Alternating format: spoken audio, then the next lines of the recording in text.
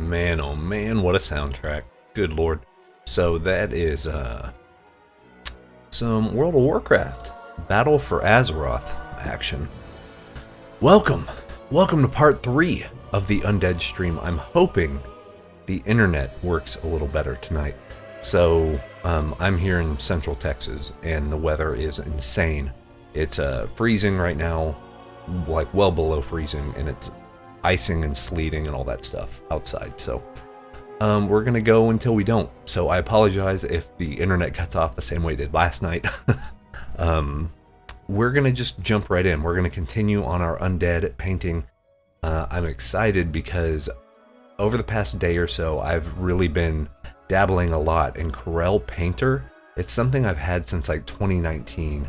And I get the most recent edition I have is 2022, but I finally got it to do a thing that I've been wanting it to do forever. So we're gonna start with Photoshop. I'm gonna up the vibrance of the colors that we have, and then save out as a flat image. Take that flat image into Corel Painter, start doing some pretty cool, knock on wood, hopefully like Frank Frazetta-y, Boris Vallejo style color blending and tonal blending, and then we're gonna bring it back into Photoshop and kind of see how we go. So we're just it's gonna be a chill stream, as they always are now. So we're gonna do that. Let me kick over. Boom. So here's where we're at right here. Yeah, I have the same images that I did last time, but brought in a old Frank Frazetta classic, Death Dealer 3, 4? I can't remember the numbers. I know number 1. Number 1's the profile shot with the axe on the horse. But like, what I'm going for is, you see how these colors are kind of like melting together? Really gorgeous. Trey Dog, what's up, my friend? Welcome. These colors are just real nice together. They're cloudy. They're a little, I don't know. They're just real nice. They work real nice together. They are complementary colors. You have a lot of the cyans and the magentas close together and stuff like that. So we're gonna try that.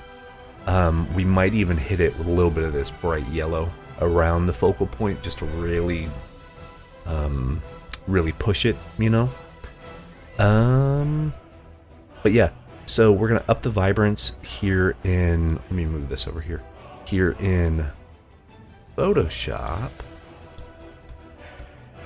Let me actually set that up to where I can see stuff. Okay, cool. So let me do this. Boom. Vibrance. We're going to crank it and see how it makes those colors like really rich. It's what we want. The more rich the colors, I think the better going into Corel Painter. So we're gonna save like normal, but then we're gonna save it out as a PNG file. So it's just one flat deal. Wait.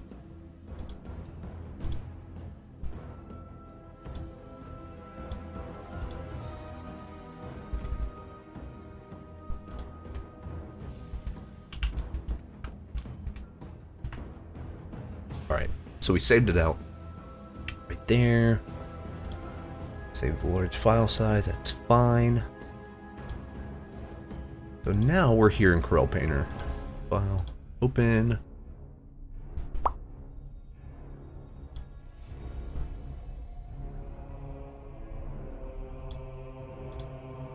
There we go. That's what I wanted.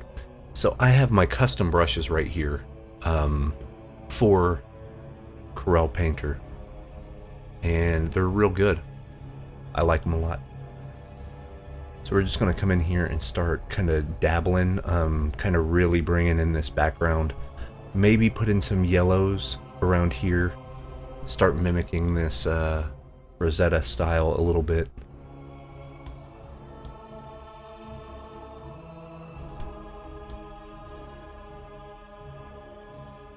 In fact, I could straight up like make this background look more like clouds or kind of whatever we want. There. Yeah, I'm just gonna bring this aside, and we can paint.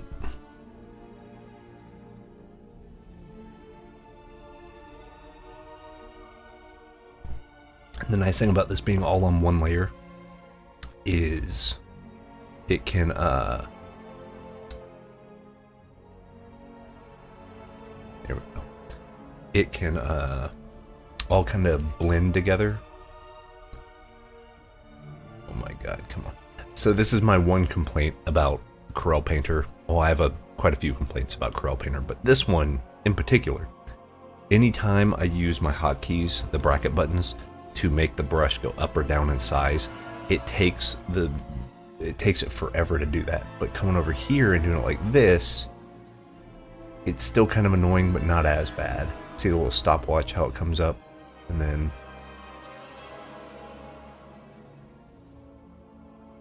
okay. So then I can kind of pick right here. Yeah. See, there's some nice blendy stuff here already.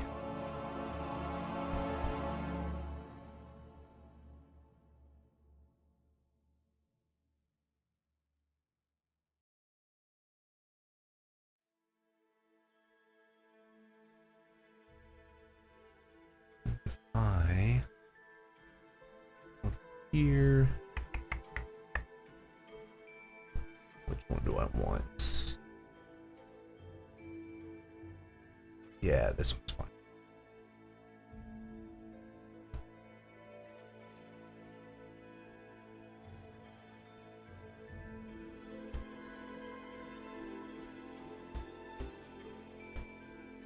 Really, I think the secret is just going to be getting rid of a lot of these harder edges.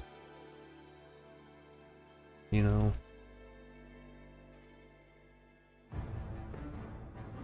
And then what I can do, I can kind of have this. Then whenever I bring it back into Photoshop, it's going to be a little bit more, I'll have like tighter brush control. But for Painter, you know, I've been working my butt off to try to get these certain settings for these brushes for years, and I finally have gotten close to where I want them. So we're gonna do some of this real quick, just sort of bring this in. Let me try mine. See, it's a little chaotic, but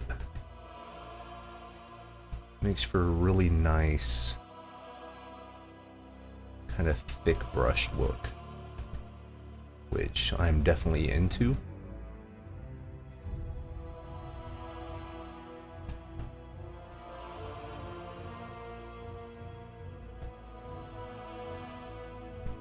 See, and then I can really like come in here like this.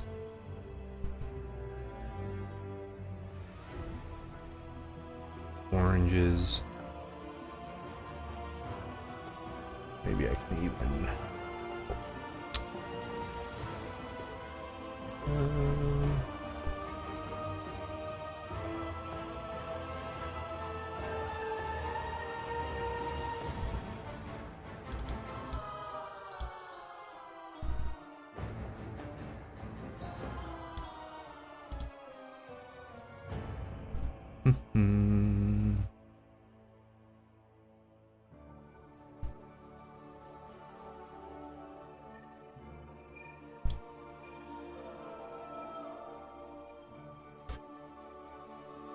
see, it's so finicky. Oh, see, it crashed. This is why I don't use Corel Painter a lot. You know what? Let's not use Corel Painter. See, and that's the thing. I always kind of get in it, and then it starts doing something, and then you click like a button, and then it all crashes anyway. So it's like, whatever. So let's go ahead. Let's open this up in PaintStorm Studio. Do the quick and dirty version. Yeah. Oil main. Let me duplicate this. Because this does great wet brushes. Like fantastic wet brushes.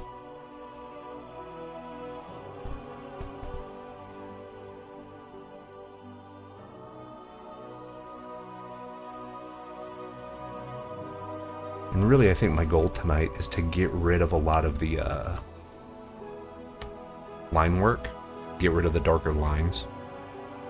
Because that's really going to make it start to pop, I think.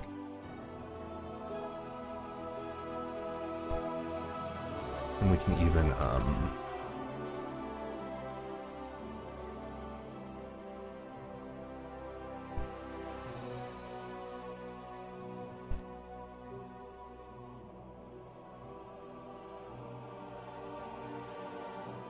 we can even start adding the oranges and stuff here.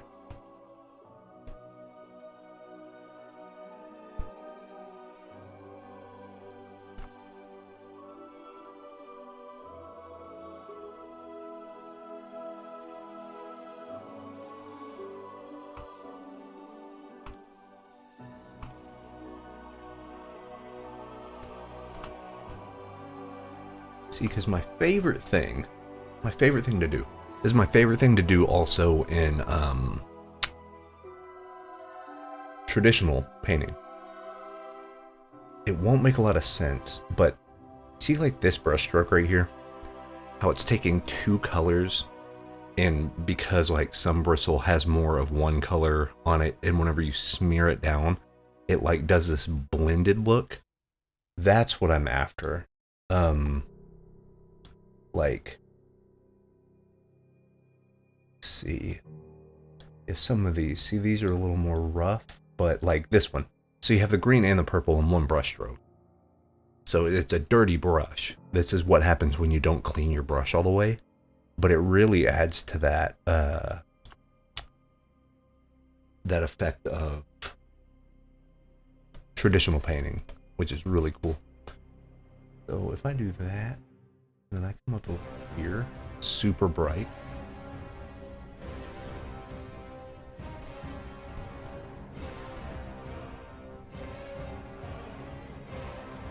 I mean, is that even gonna work? Maybe.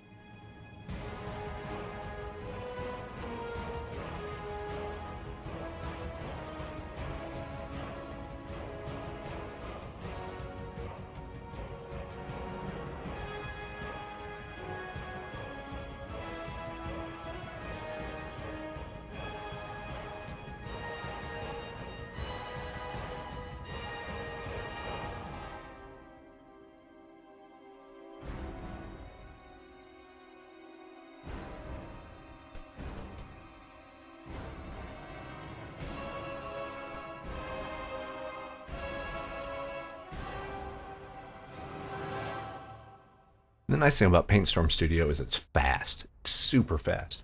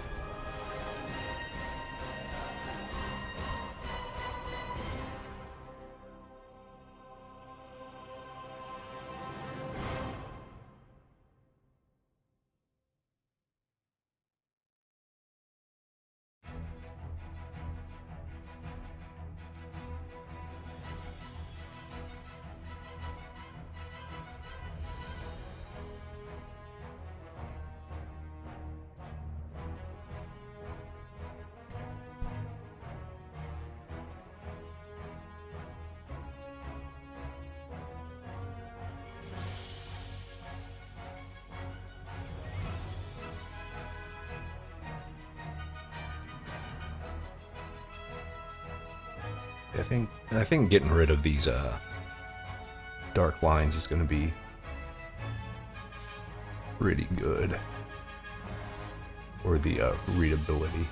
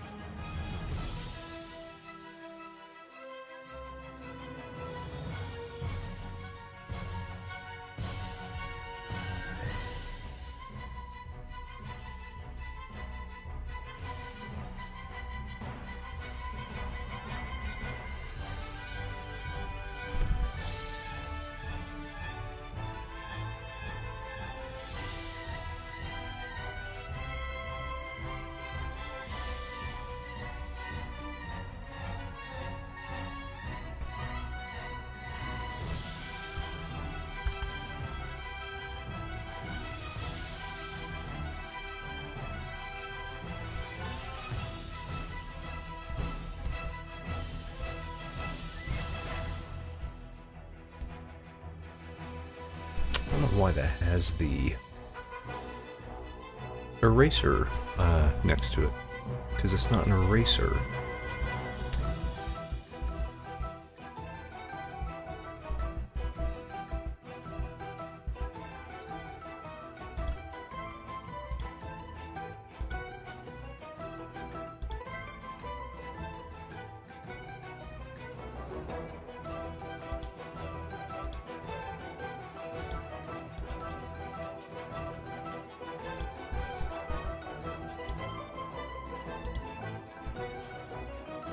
Custom form. Okay, no. There it is. I knew there was a button somewhere, but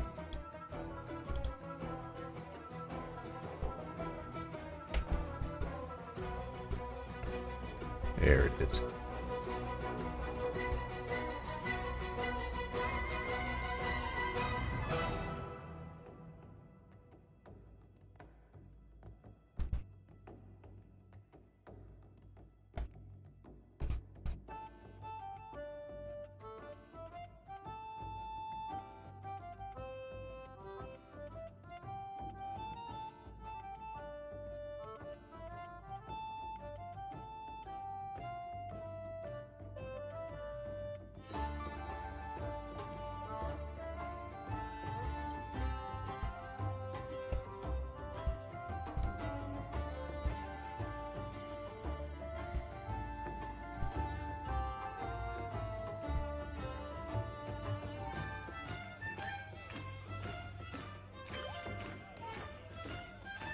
Oh my goodness.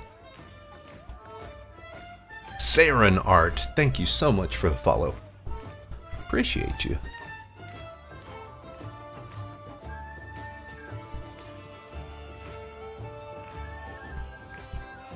So we're kind of in a phase right now where I don't really know what I'm doing. So we're just kind of putting in colors and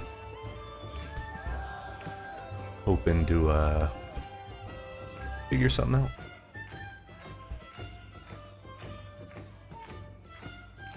Wonder if we can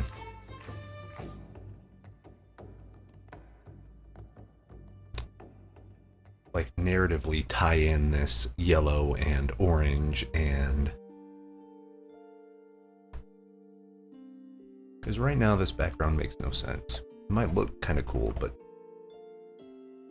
doesn't really do anything, you know.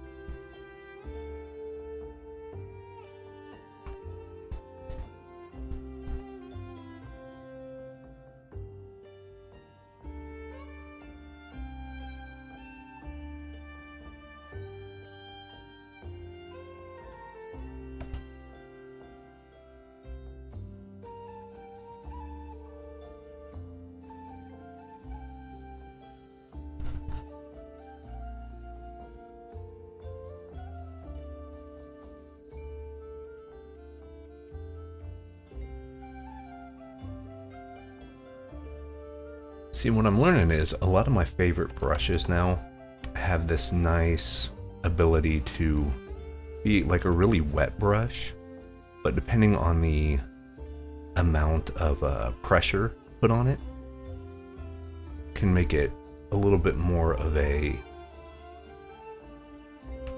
kind of a hard round, even if the shape is a little bizarre, because it makes it easier going from something painterly to... Oh, I wonder, actually, can I do this?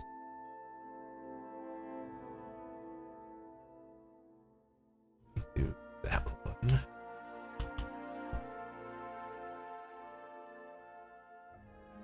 Maybe we can use the yellows and the oranges to like separate out. You know.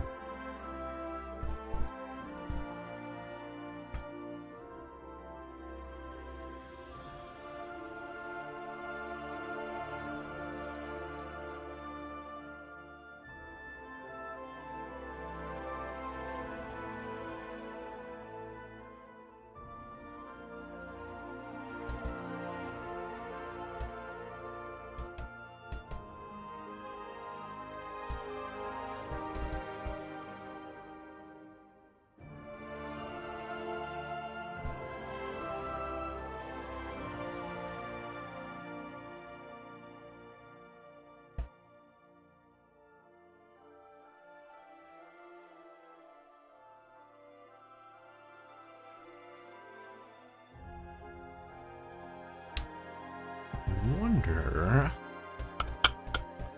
could this be like... Oh, I think I might know. I say this a lot on stream and like tutorials and stuff, but normally what this phase is just finding out if I can like see something. So I wonder if this can act as a gate. Like the orange and yellow is inside of whatever is in the gate, right? Because that gives this a reason to be these colors.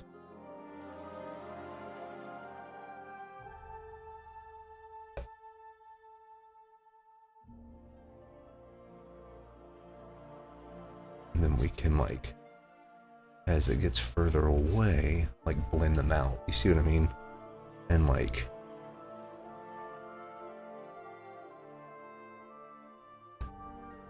do that.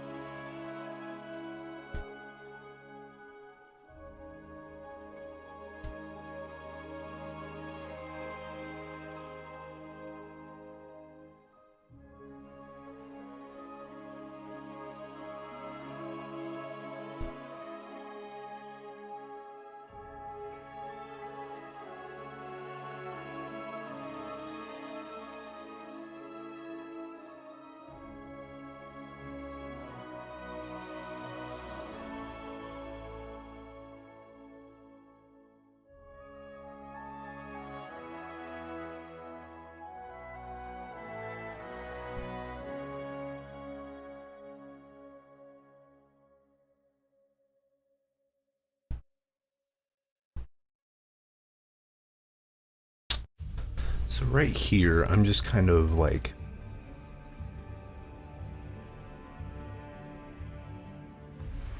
re-sketching, but I'm sketching with a messy oil brush. And hopefully what this is going to do is kind of tie in what we already have in with the more painterly background, you know? Because what I don't want to happen, and my stuff, I don't know if it's just like me up in my own head about it, but a lot of times it feels like some of my stuff might be, it might feel like I paint one thing and then just like copy and paste something else over on top of it to where it like doesn't feel like it's part of the same piece. And I want to get away from that.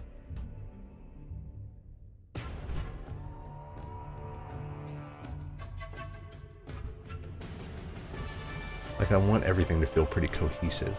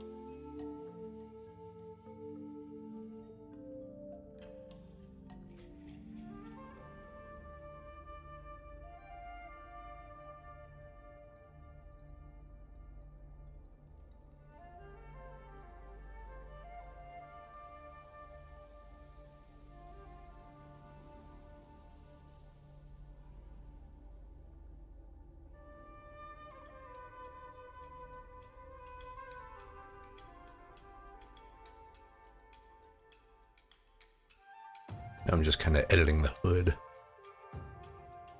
Make it look a little more.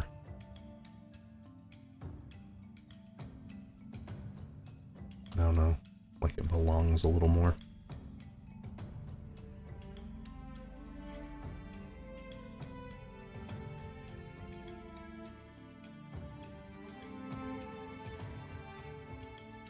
This is where I start kind of. This is where an art director comes in handy, because they can tell you what needs fixed and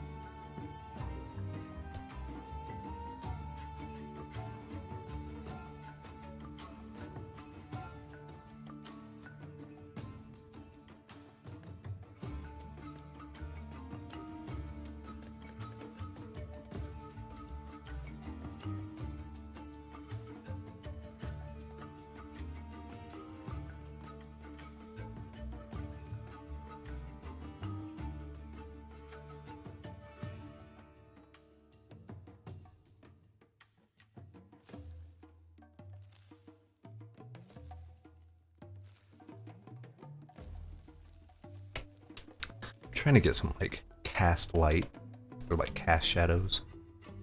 Not quite sure because I don't have any reference. Where are we going?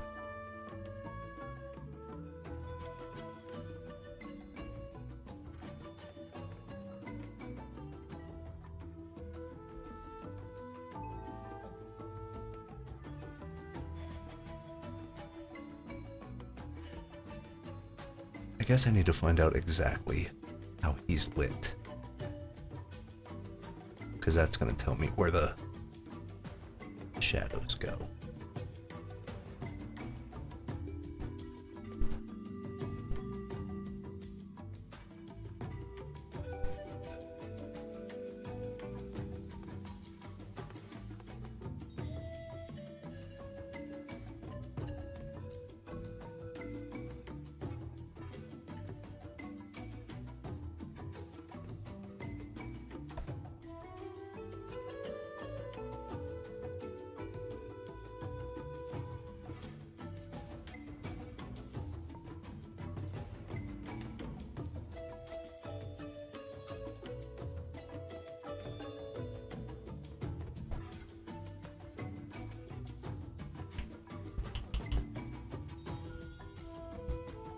Yo, yeah, it's actually not too bad. Because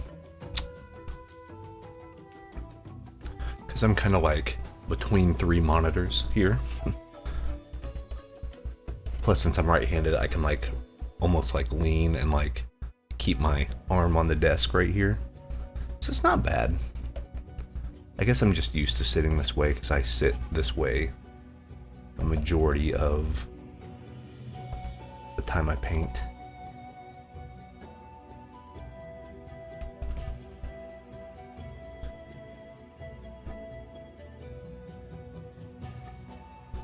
So the real test, let me, that's what we had before. Now we're here. And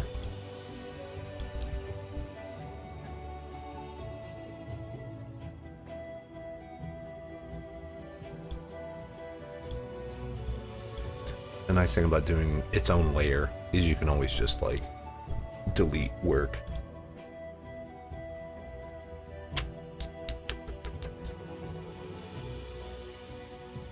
I wonder if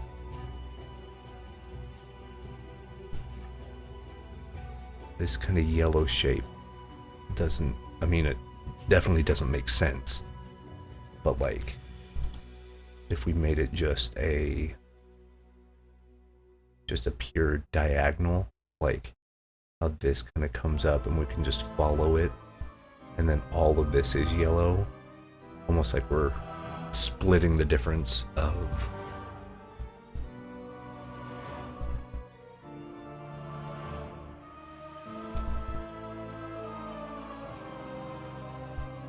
let me try that.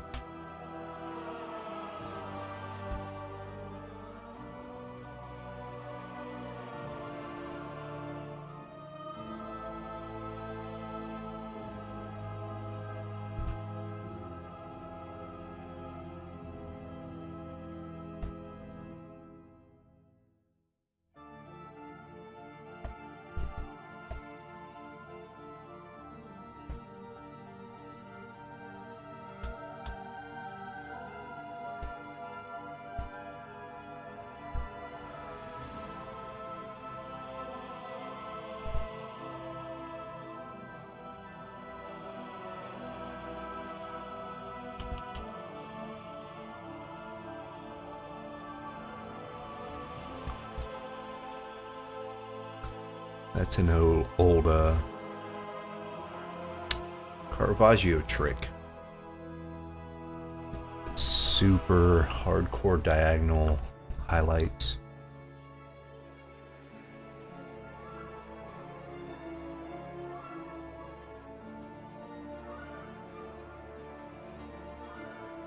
But once again, it doesn't make a lot of sense. I mean, it doesn't necessarily have to, but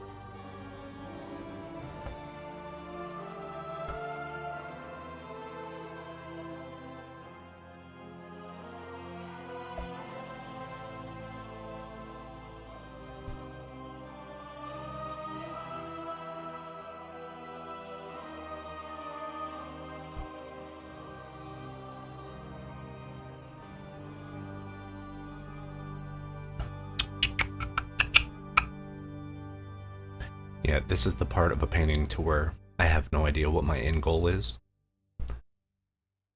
So...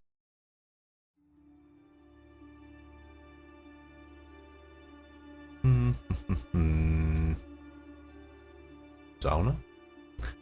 So we have a number of things, so I'll let you guys know what I'm thinking. Either we really kind of embrace this abstract look and start doing more like a mixed media approach, where we even get spatters and stuff on the character, or we pull it back to how it kind of was going before, to where it's more, I guess, like Games Workshop oriented. Like, here's the Frazetta piece, but you see what I mean? Like, so okay, so for the Frazetta piece, it's very abstract, like it's clouds and fire and whatever, right? Then there's a snake, and that's it. But you have two main focal points. You have the Death Dealer, and then you have the snake. And the snake is here to literally pull your head back to go to Death Dealer, because snake's looking. Also, the tail is wrapping up, keeping you kind of in this bubble, right? And then with the Games Workshop stuff, this is, you know, the Paul Dayton piece that we keep looking at. You can see all of the other figures and stuff to kind of put this into perspective, put our main focal point into perspective. And like all of the Games Workshop stuff has more going on, but everything kind of leads your eye, you know, like this is very much, it's funny because now looking at this kind of does that diagonal light thing, you know, because you're using this ghost as the breaking point of where your diagonal light is. Actually, same thing here. Diagonal light. The body of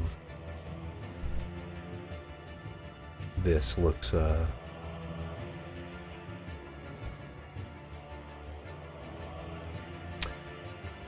you know,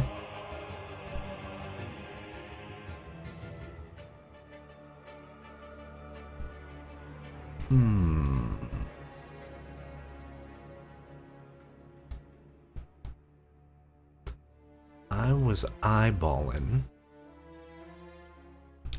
what if we made all the rest of this the orange and yellow and use these colors to make our background, and then we can almost, like, that's going to make sure that our focal point stands out. But then if we wanted to make some other side areas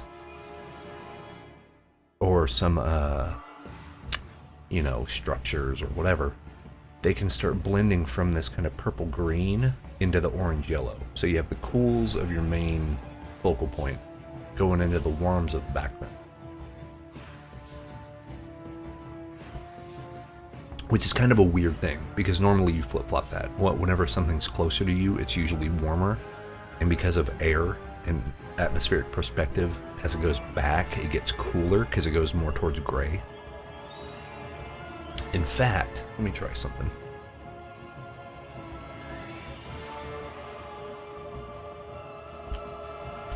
See how much faster that brush stuff is right here. Isn't that great? Isn't that great?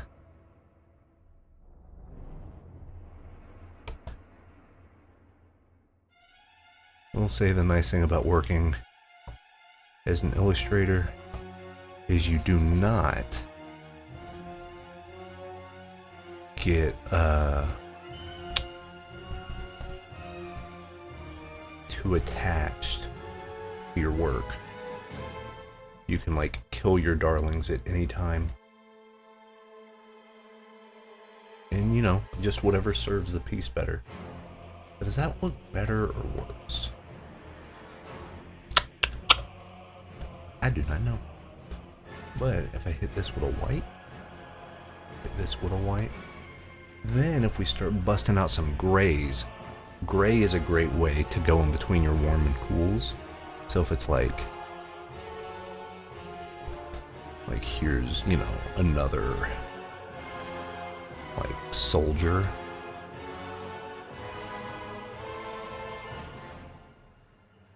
You know.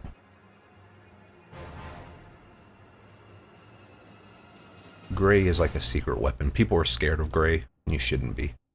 Gray is always usually the exact color you need at any given moment. It just makes for a better... So if it's like...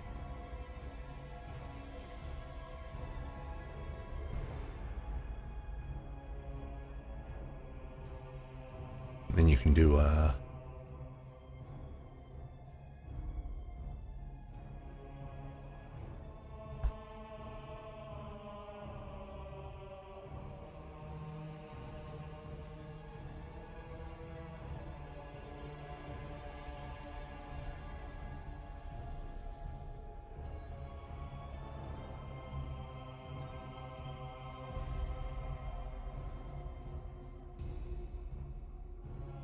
we do that, and then like a flag. And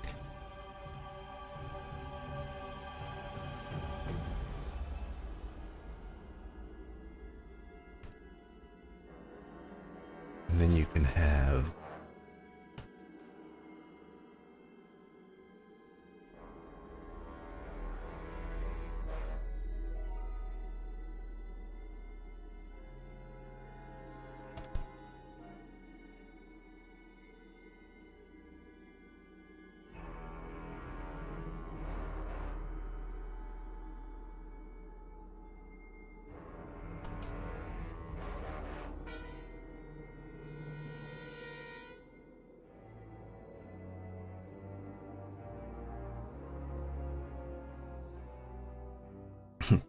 so this, by very definition, is what's known as noodling.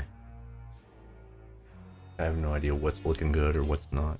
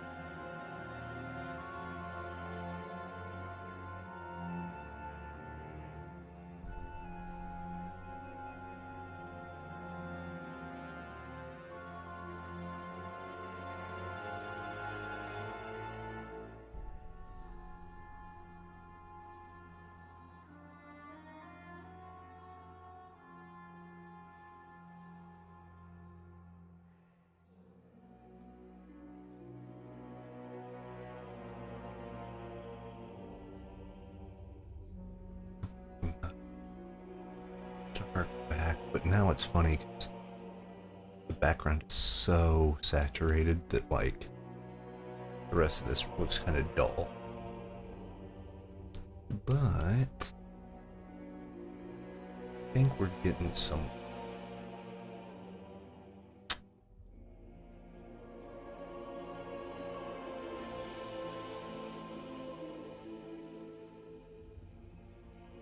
Maybe I need to look at like old battle paintings or something.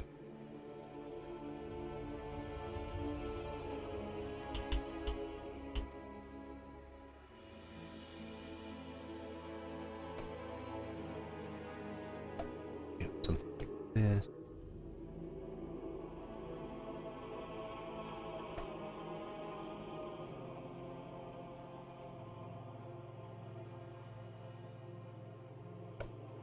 It still fits with that diagonal, but it's a little bit more, makes more sense in context. Like this looks like a battle, you know. You have like, gives us an excuse to do like painterly smoke or something.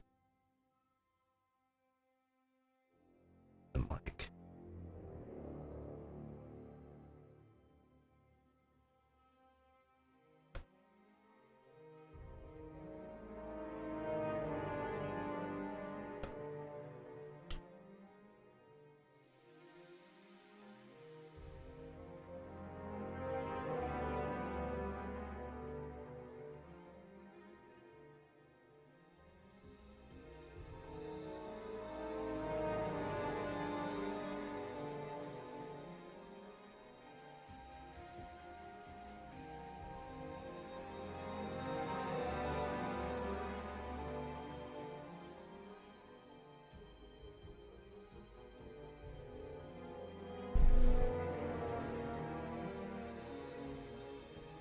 let's see.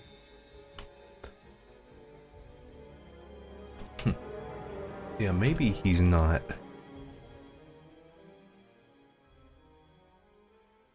Maybe this turns into a painting of like undead villagers, you know, like fighting. Like if there's some like a group of knights or mercenaries or whatever that had to come and like burn down a village because all of them had turned into undead.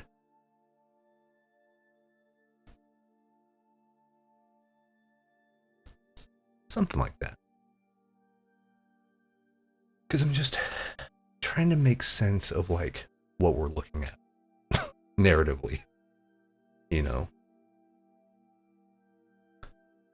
Because like you can have the coolest paint strokes in the world, but if you're not telling a cohesive story, then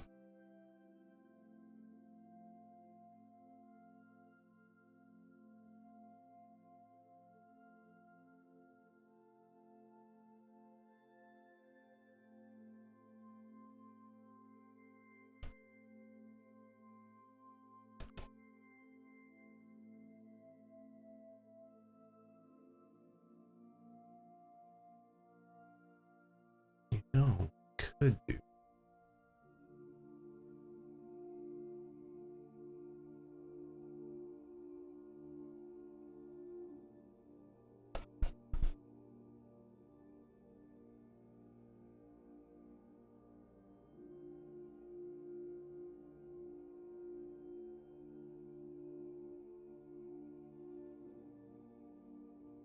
If I could push that back.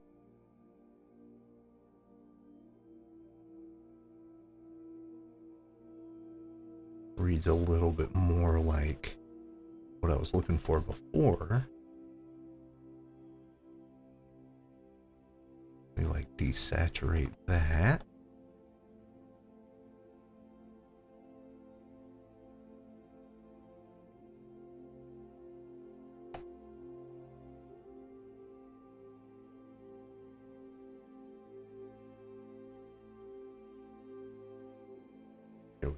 And then we can use some of the smoke. Use some of that smoke to make. Yeah, totally. Composition is everything. You gotta make it intriguing, and the rhythm of it good too.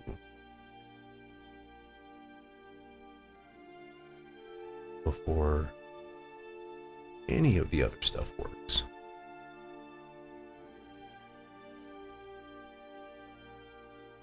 And then like we have these warmer colors, so you go here.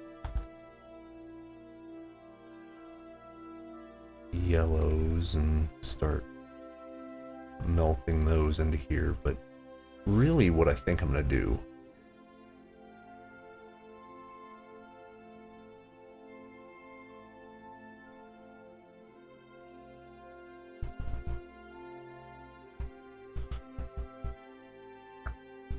I'm gonna re-export this out and then go back to Photoshop and use one of my gradient maps. Because I have an idea. I think this might end up working, but I need to do something a little more drastic. So if I do a save, boom, boom. That's where we were before, you know.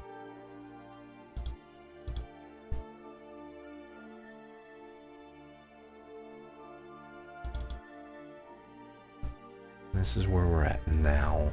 So it's like, so yeah, it's definitely a different feel. You know, definitely a different vibe.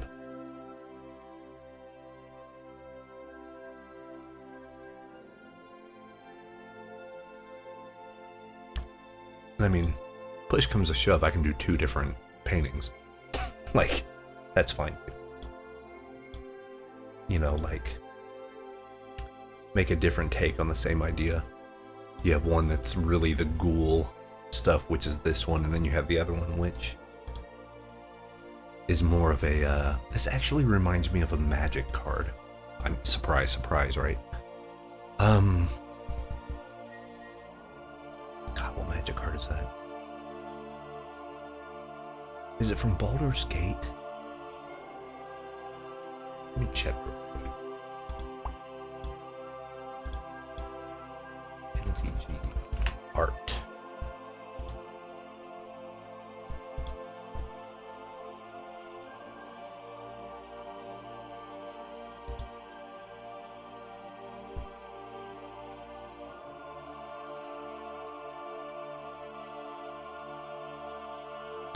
Oh no, it might be Forgotten Realms. We look up the old Forgotten Realms, Adventures in Forgotten Realms.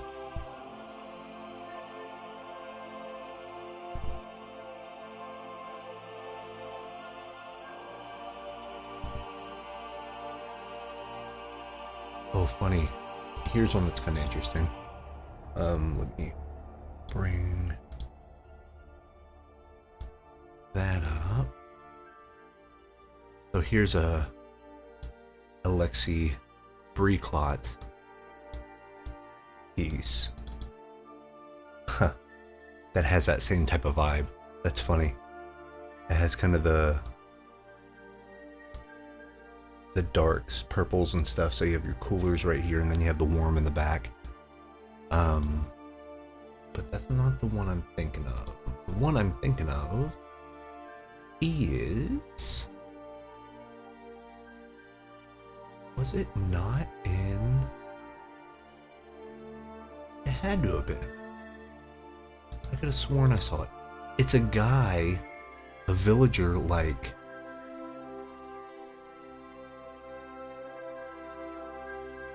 almost like protecting his,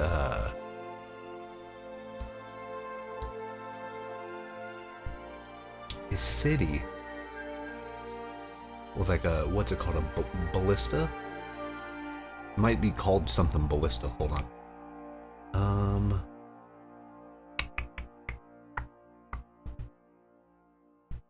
Where you at, bro? I know I got it somewhere. I'm checking the website, Art of Magic the Gathering. Super good website because it breaks up every kind of card that's been published online. Breaks it up by either artist or year or set. Oh, maybe it was,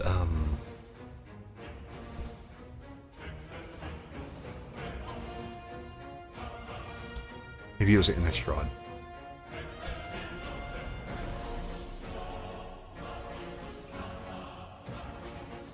Are you here, Innistrad?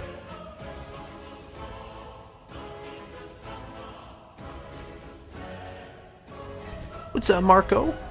Yes, sir. Yes, sir. Where is that piece? I know this is a painting that exists. And I know it's like orange and purple. And I know it is a duder. And his city is on fire. And he is in front of a... I think the term is ballista, right? It's like the thing, the big old thing, you put the big arrow in and you clock it back.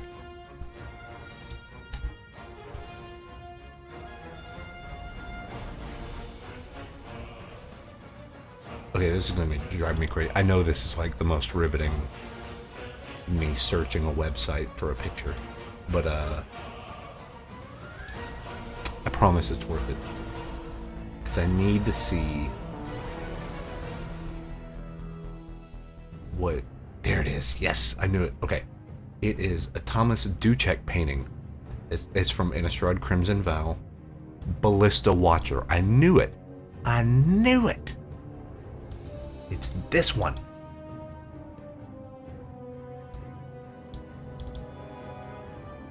God, that's good. Okay. Oh, dude. Oh, Marco. Oh, bless you, my friend. You're the real MVP. Marco's always the MVP. No question in my mind.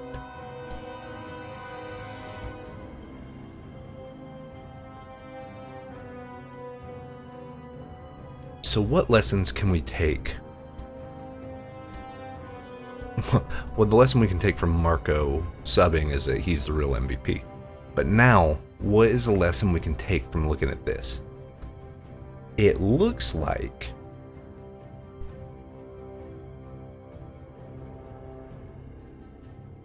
so Thomas did a super smart thing here, and he separated his planes by color. Yeah, the silhouette's unbelievable. So you'll notice that the color grading on the very background and on the character is the same. You have the kind of gray, purple, kind of the warmer desaturated tones. But then in the midground you have your bright kick of highlight. And then you also have the ballista, which is a warmer deal. So that's like how you can really separate the forms. And see, and the thing is, the background, it's so smart because all the shapes are very like geometric, right? You have triangles, you have squares, you have a rectangle. It's nothing super intricate, but then you have the amazing perspective on this. See, I feel like a lot of people don't give enough credit to these magic artists for how well their fundamentals are just perfect. It's like perfect. You see the perspective. So this follows a perspective grid. This follows this other perspective grid that you can get right here, going this way.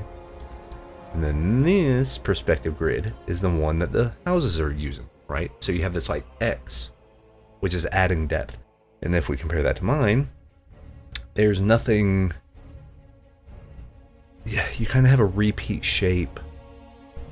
It's funny, I could almost do that in reverse. Because you see how like this is a perspective right here, like foreground come into the background, and then mine over here is like foreground go into the background. So maybe if I push that, maybe that might help me see it better.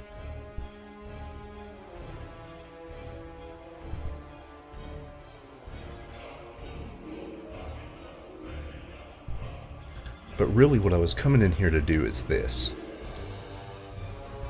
Gradient map. So I'm going to be coming out with this gradient map set in like the next week. And it's 142 gradients. And gradient maps are great to get colors down quickly that all harmonize well. And then what you can do is use it as an underpainting and then paint on top of it.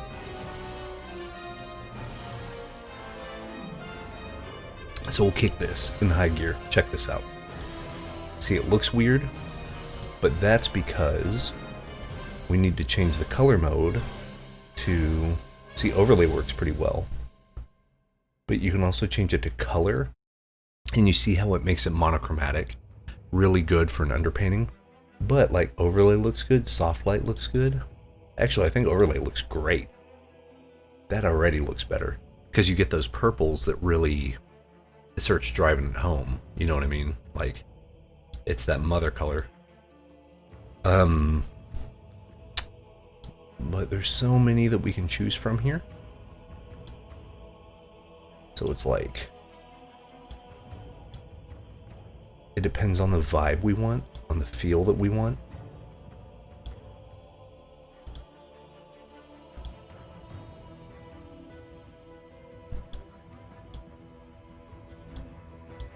So you can go and like change the feel of this at the click of a button, which is real handy.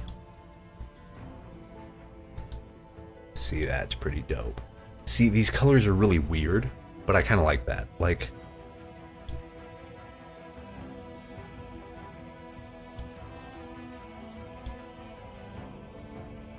well, it's cool because that turns that into like a blood red almost.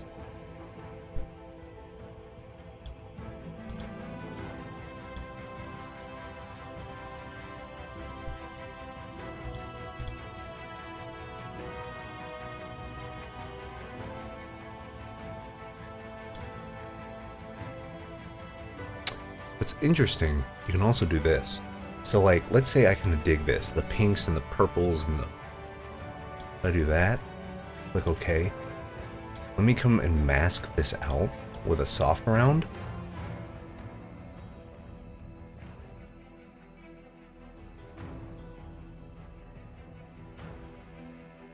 What I can do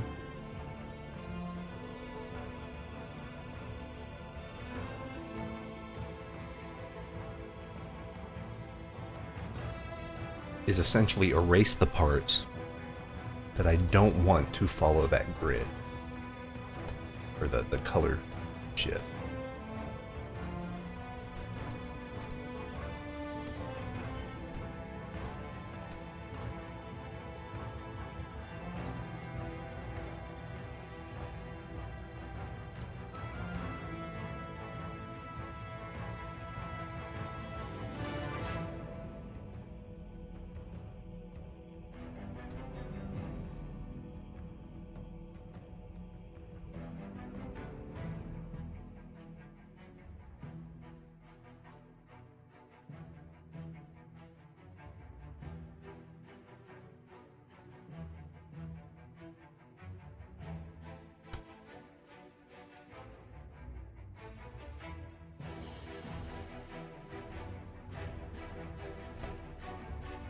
But what's nice is because we're masking this,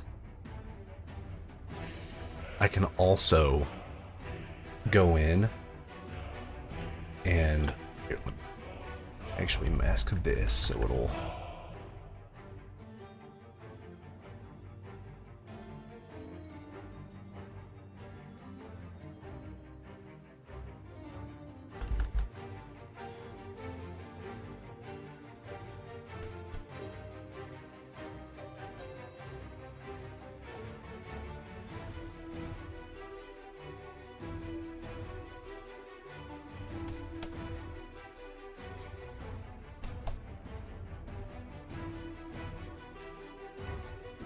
But what's cool is at any point, if I want to see how this looks with a different color combo, I just double click this.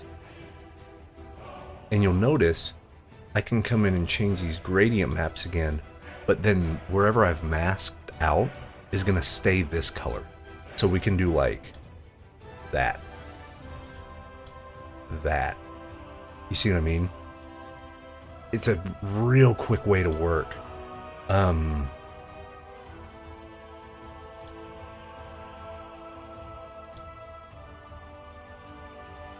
That's cool. Because now you're starting to get some of that brown hit from here back into here, kind of like what we talked about on the Thomas piece.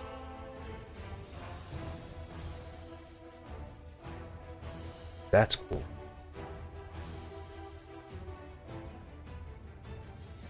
I think I like that one. Yeah, I think I dig that. Yeah, because see, you have the purple, and then it really blows out the yellows, but it helps build on the fact that this is fire. Like,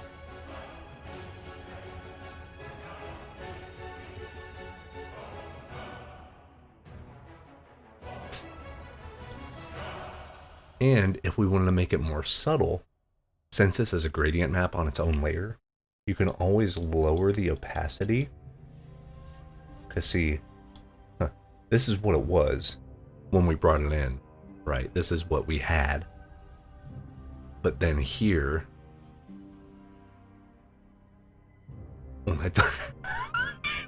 that's true. Dude, what would my VTuber look like? What would it be? Oh, see, the gradient map you can kind of just control, but it made the darks crunchier.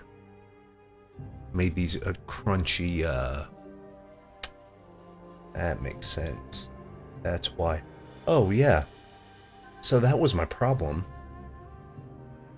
My darks weren't dark enough. I should make one for the ghetto.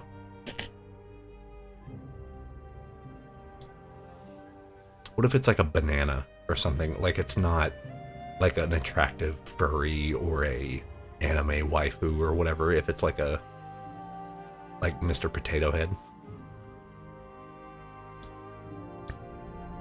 Yeah, so that's good. And actually, let me...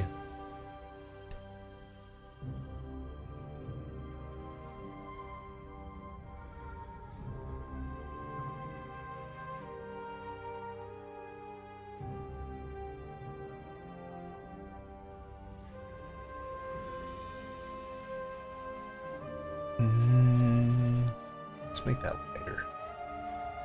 Yeah.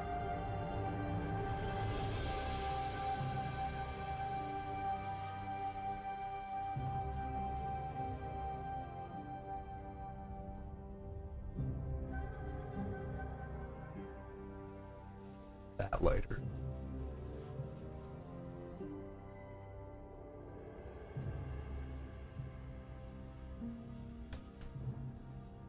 Oh.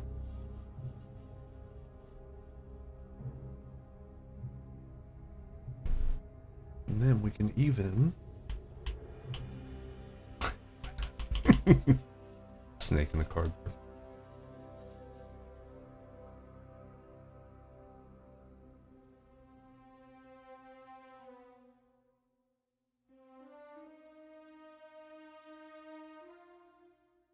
Yeah, and see what we can do here. We want to do a little bit of the special effect that we have. Yellow. Let's get the airbrush. Color dodge. Make this up a little bit and go. Eh.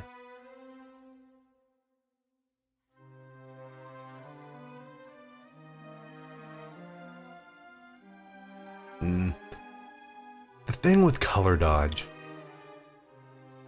if it's subtle, it looks awesome. But the moment it gets a little too iffy, it starts looking really fake. Like that's not bad, because it shows kind of the heat from the background. But like any other ones would be like too much, right?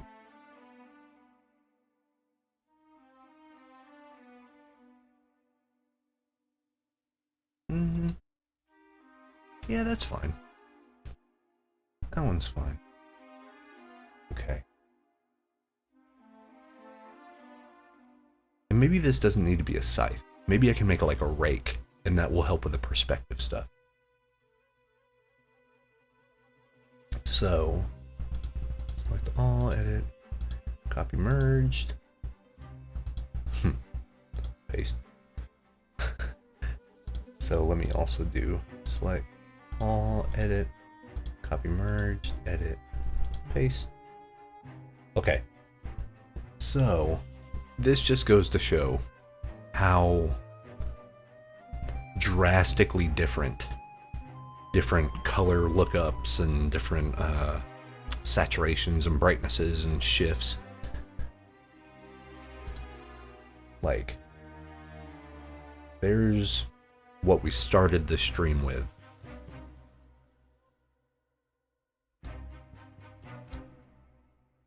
And I mean, I really like this still, I do, but it is very, very close to this. Like, clearly, they are very related. They're like cousins, you know what I mean?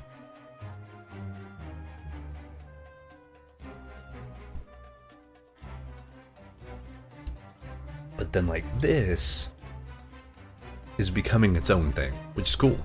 I like that.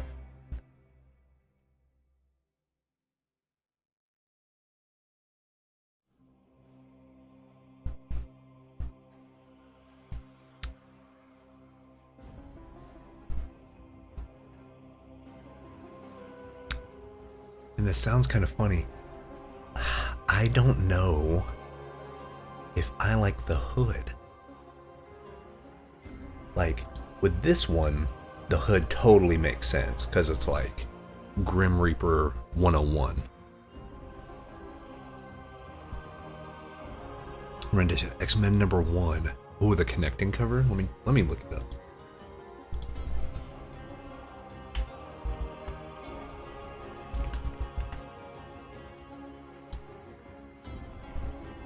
Oh, is it this one? Let me,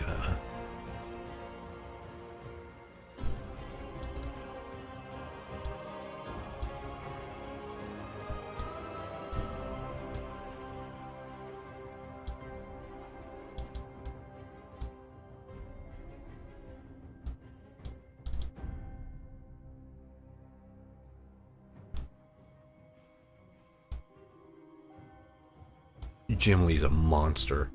He's so good.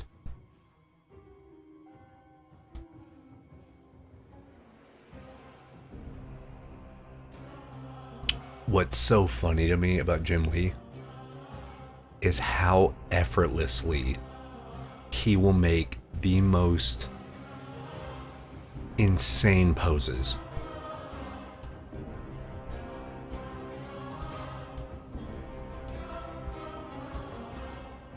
Like, it's all very exaggerated anatomy, but like this wrist still makes sense. Like that wrist would still bend that way. Oh, mine just popped, but you know, it'll bend that way. And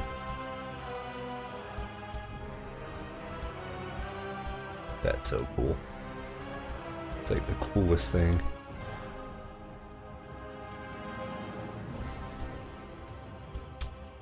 But I do wonder, what if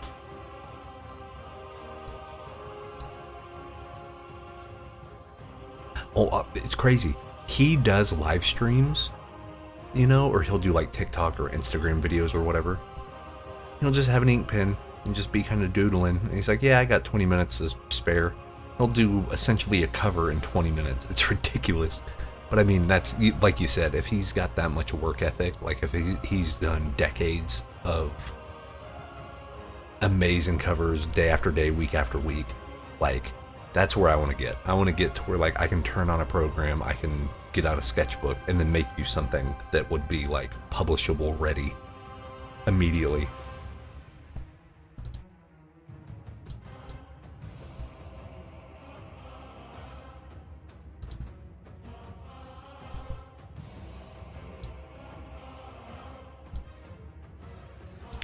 Ooh, you know what we could do on this? Gives us a little more work, but this could be like a two-parter. This is during his village burning down. This is his ghost haunting it after the fact. Because, wouldn't you know it, there's a set of Magic the Gathering cards that do that. let me show them to you. Let me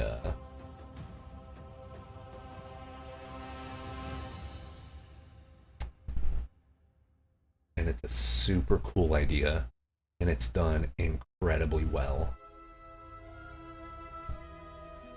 It's a knight like on patrol, and then that same knight is on patrol but as a ghost.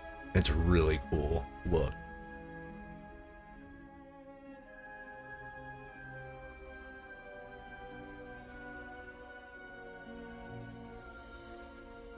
I want to say it was Crimson Vow. It may be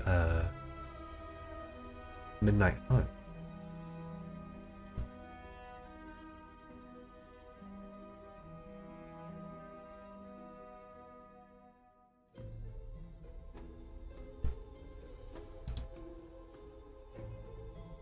Let's see.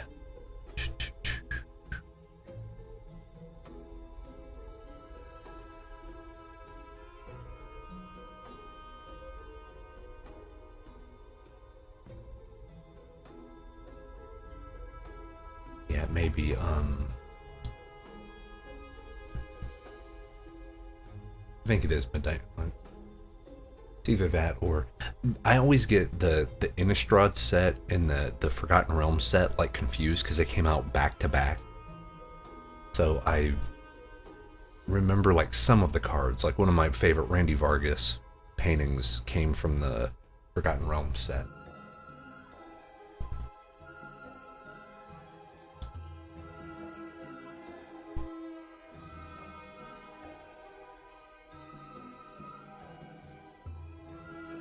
Is Duder.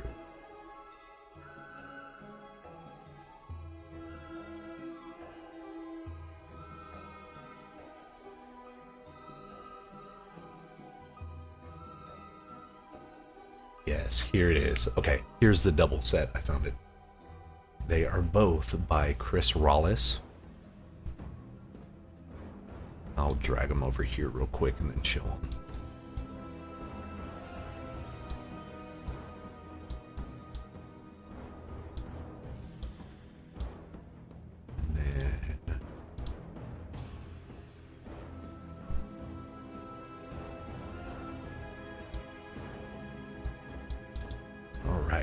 So here's the first one.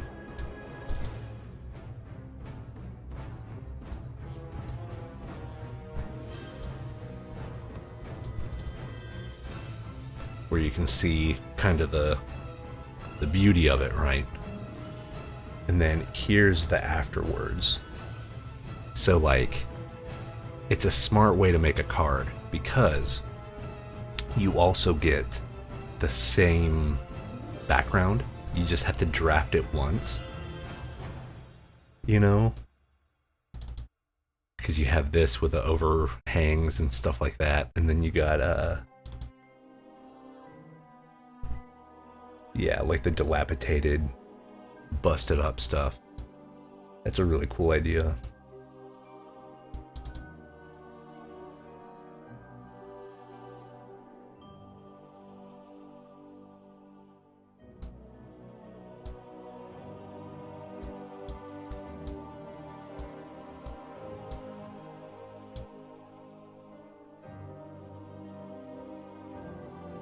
So maybe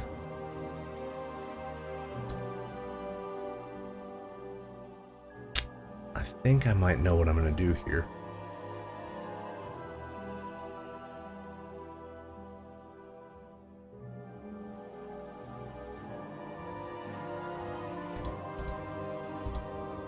File.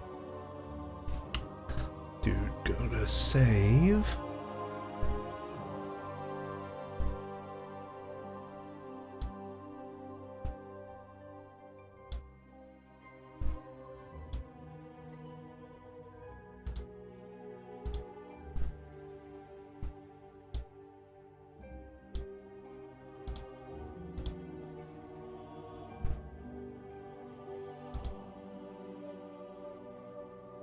So here's what I'm gonna do. We're gonna work on this one. Okay.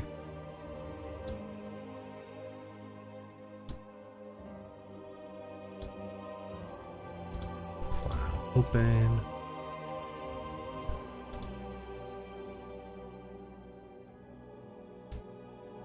We are gonna make this guy a human before he died. And then we are gonna give him a human face, nose, maybe beard, all that stuff. But the same facial expression. Like one of worry, you know.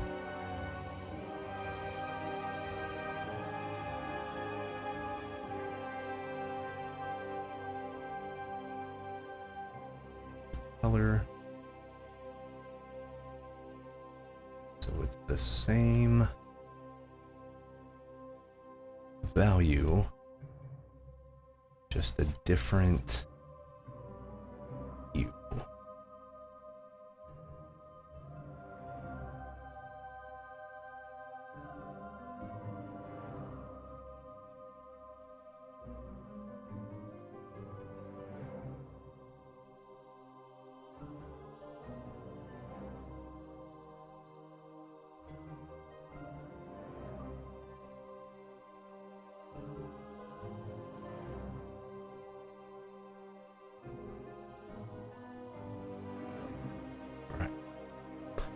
Now,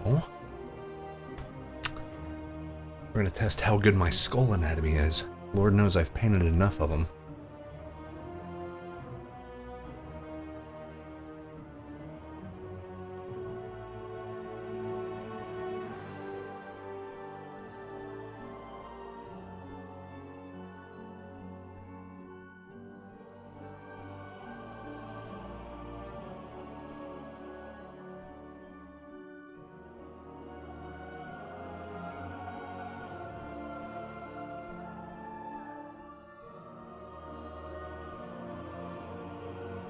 See, that's nice about keeping it fairly,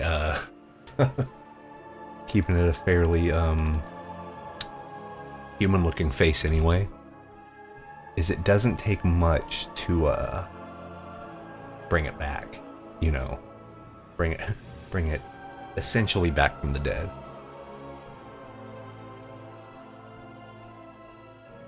And then, since he's scared,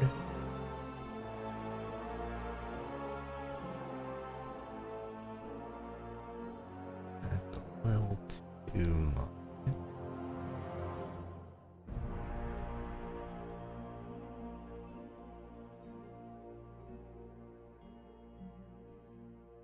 Yeah, basically put his soul back in his body. So he'll still be kind of like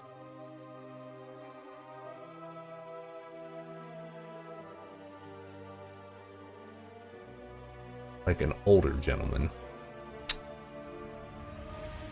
And then you got this.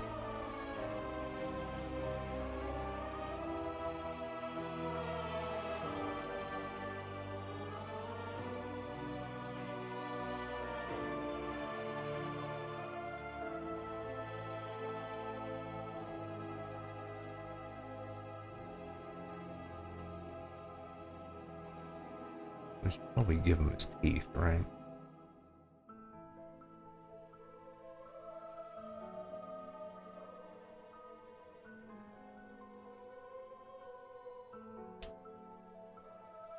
Yeah.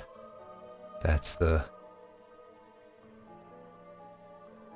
goal. Make this dude look like he is flipping out.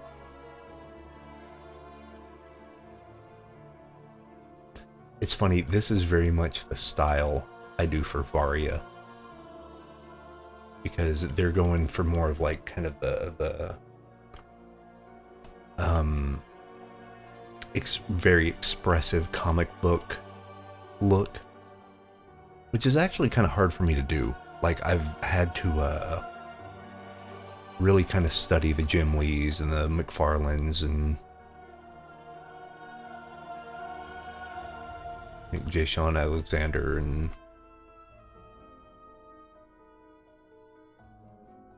what I can do is like that. Make it a little more red and more saturated.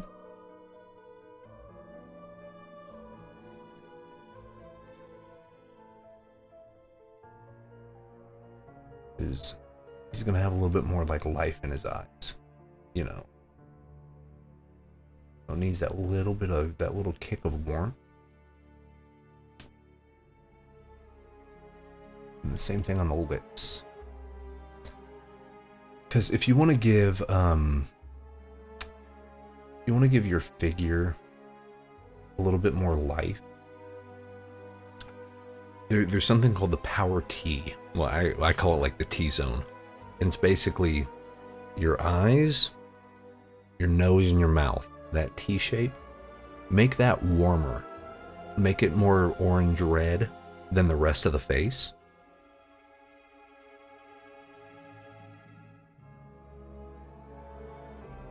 And it's gonna bring a little bit of that life back.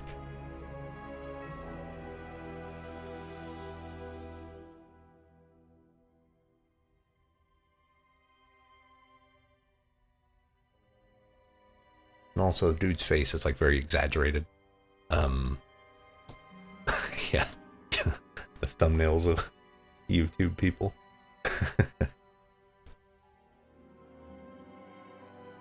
I've made a vow with myself that I'm never gonna do that ever. I think I did it one time, and I'm never gonna do it.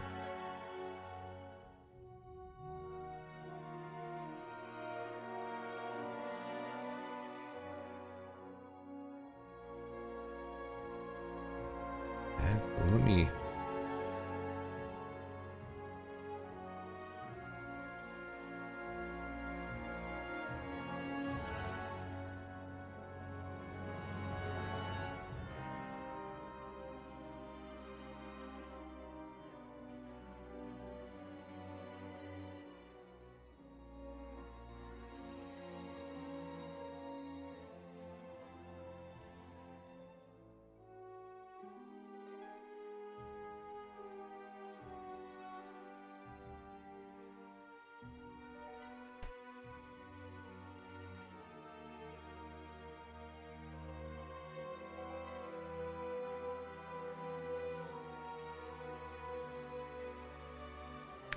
Yeah, I mean, it definitely does. It works. Which is why everyone does it all the time. Which is a shame as well.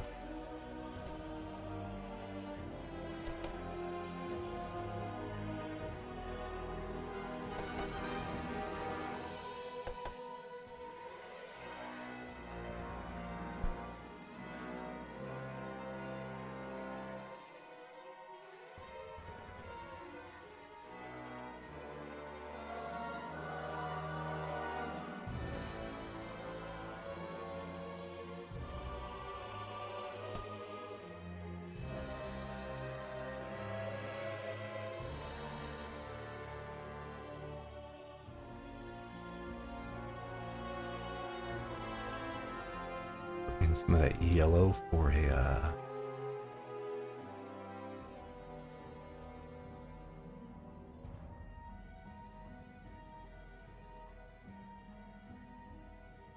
little bit of rim.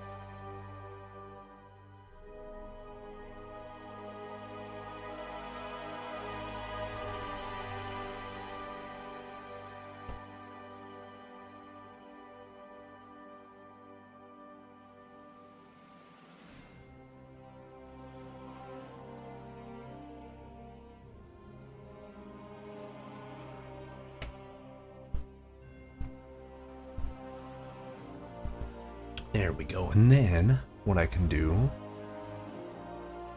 is just kind of smooth this out a little bit.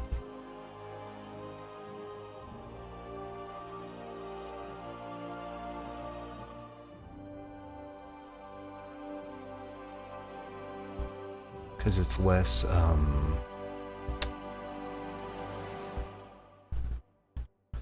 it's less abrasive.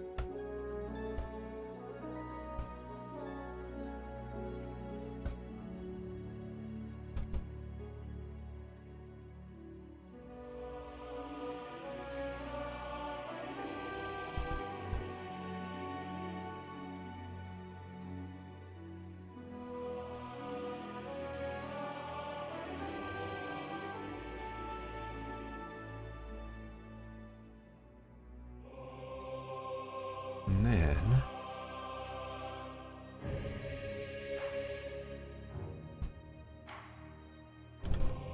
over this, and like we said, we can kind of get rid of this scythe.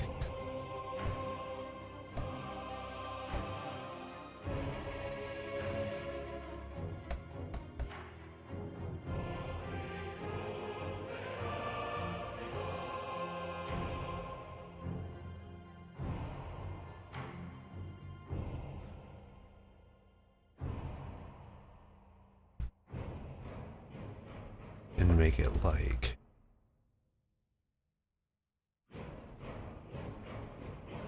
a rake of some sort.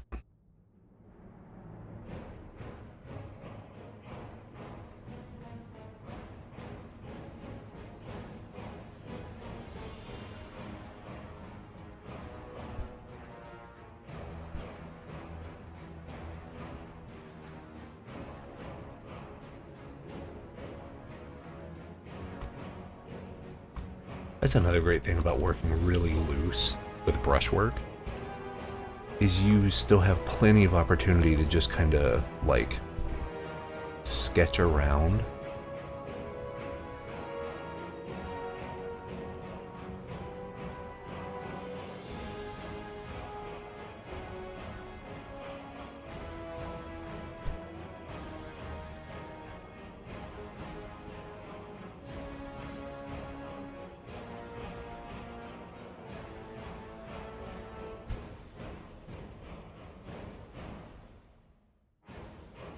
See if I can light this decently from... Try to get that form, you know?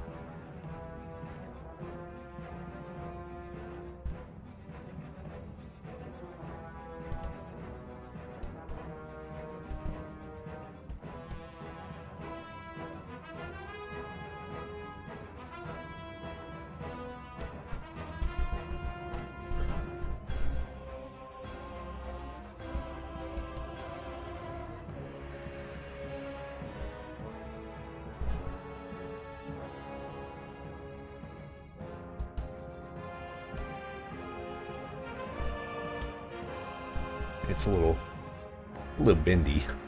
No biggie though. It's something we can fix pretty easily.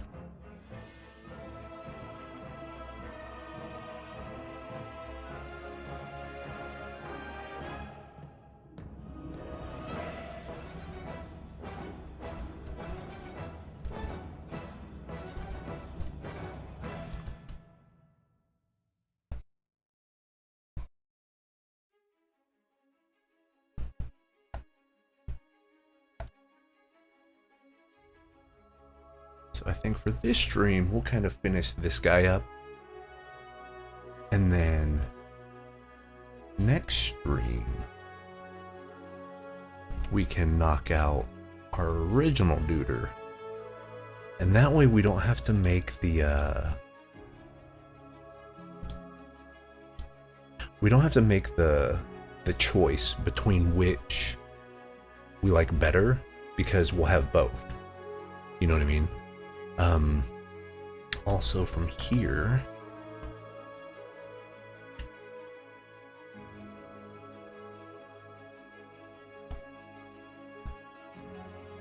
I do.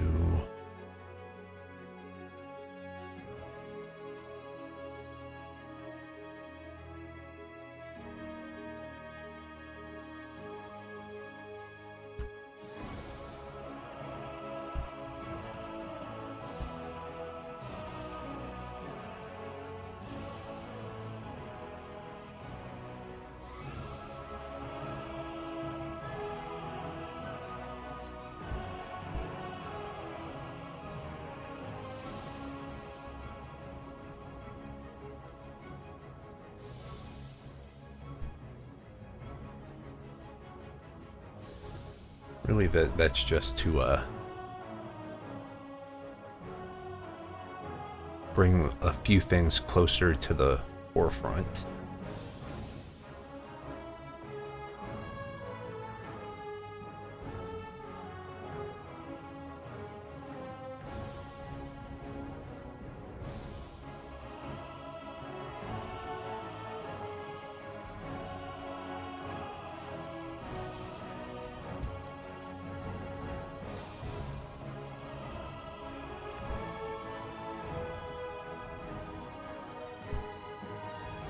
And then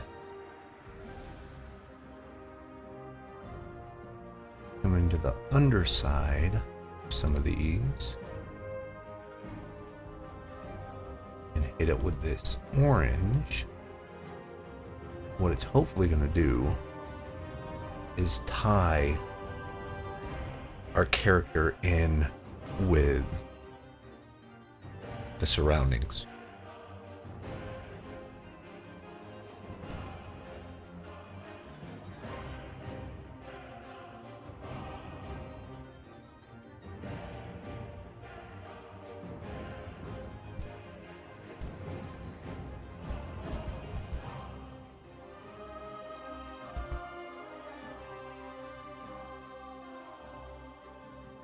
Yeah, it's fun. Like, I am getting more confident in my ability to like shift stuff on the fly.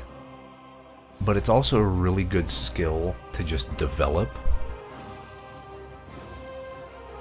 I'll tell you what, man, like Star Wars was like boot camp.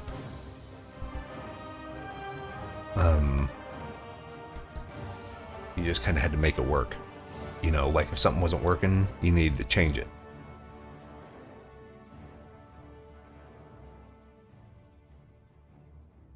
But that's good because, like, kind of like I said before, you can kind of kill your darlings. But if it makes for a better piece, like nothing was lost.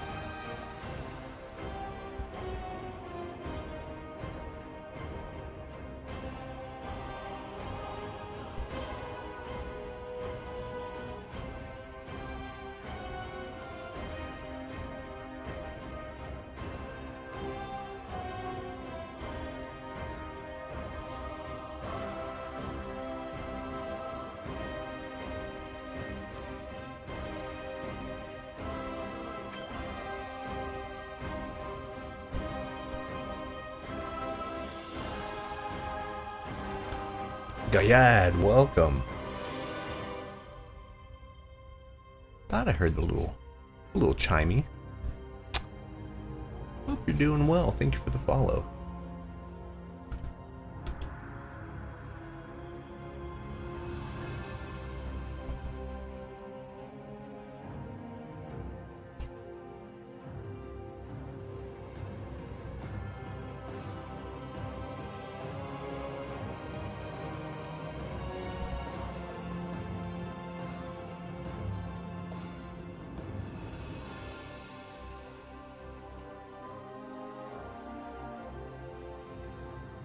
There we go.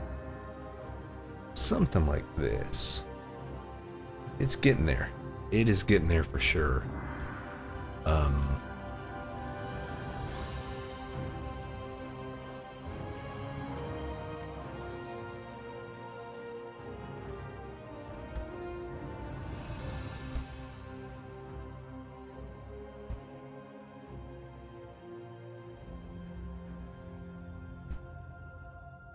Smooth that out. Cool. Okay. So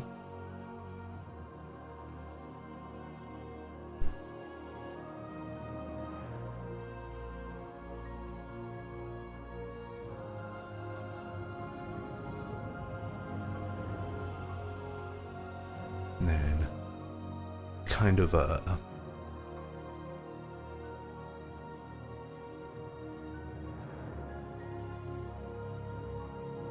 bring the point home on this.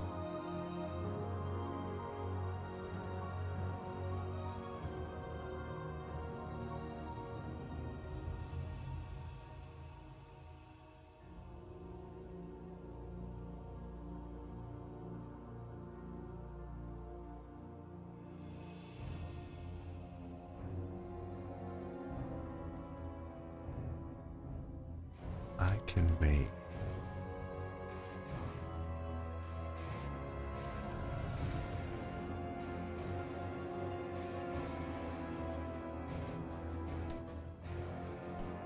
another.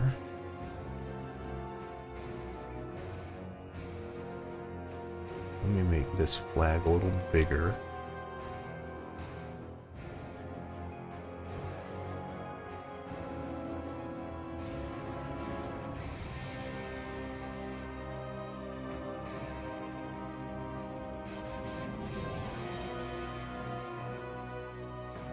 And what's cool is you can do this.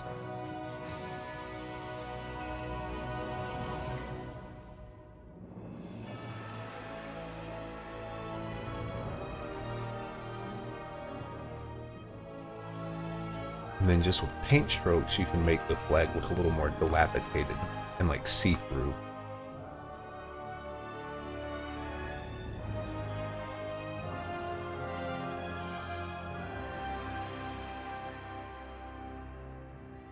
And then the real magic comes from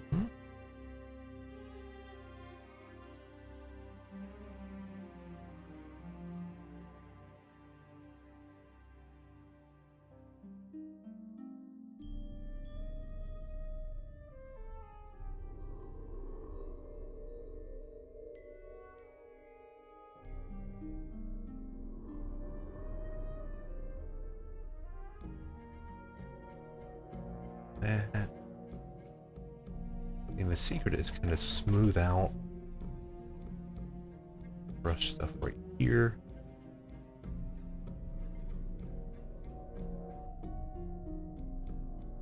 That way we just have our character as the main thing to look at here in the middle. Kind of smooth out some of these transitions. Some of those.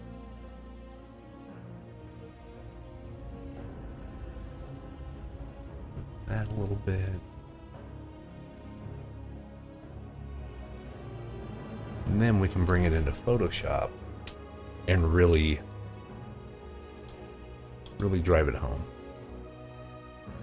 Boom. Cool. Fire paint storm. Okay. We were here. Then...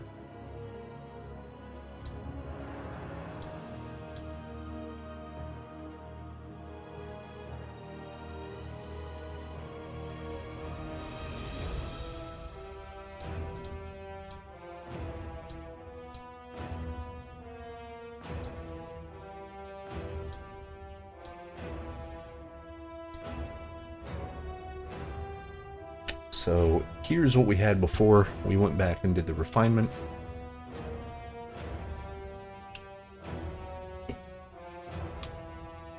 Here's what we got after.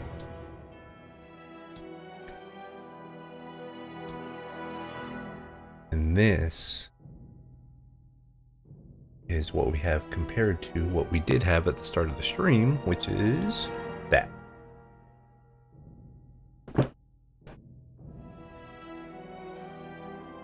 So, I mean, I think we can do some really cool stuff with the kind of phantom-y thing, but I think having something to put it up against is actually pretty cool. Like, to see what a shift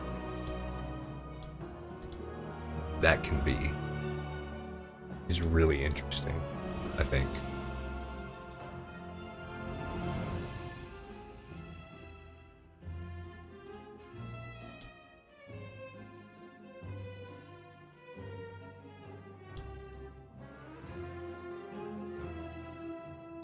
The first thing I want to do, filter, liquefy. Let's fix this, let's fix this.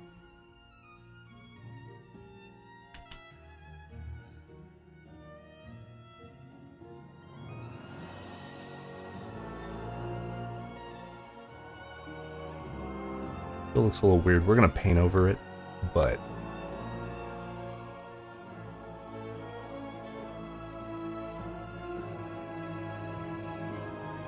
this kind of helps us get started with that.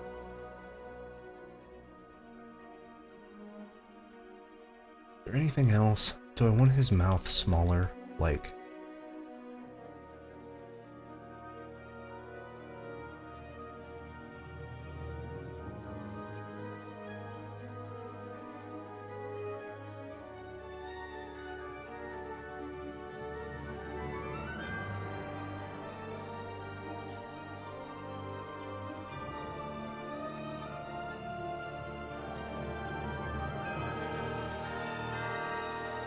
something like that, maybe?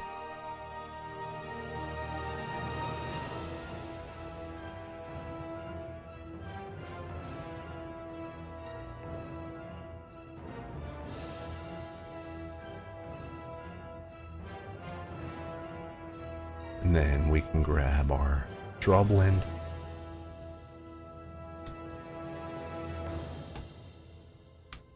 And see, Photoshop's nice. I mean, one, because I've used it forever, but also it's a little more exact in its brushes. So it's more like pixel perfect, as it were.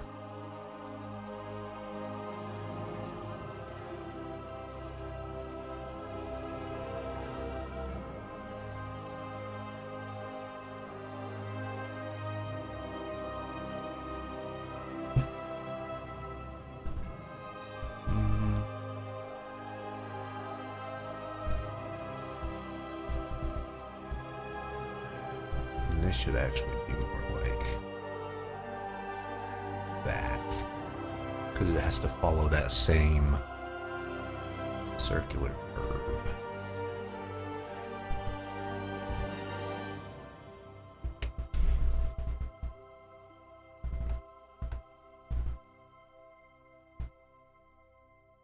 One, two.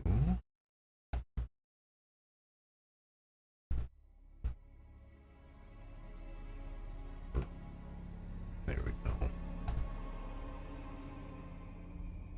I need to get a reference for the hand, for sure, but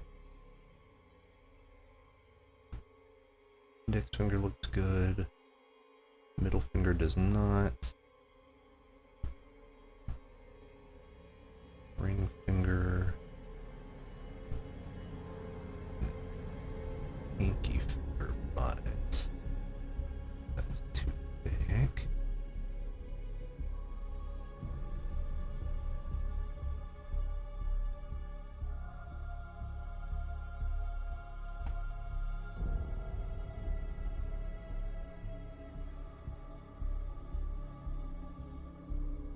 I'll get a hand reference later.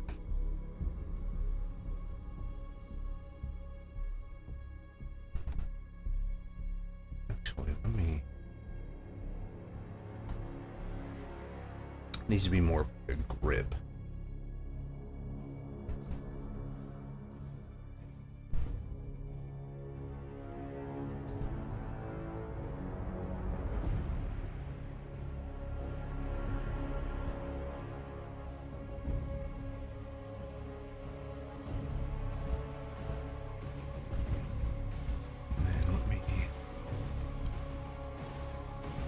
Some tattered holes in this flag.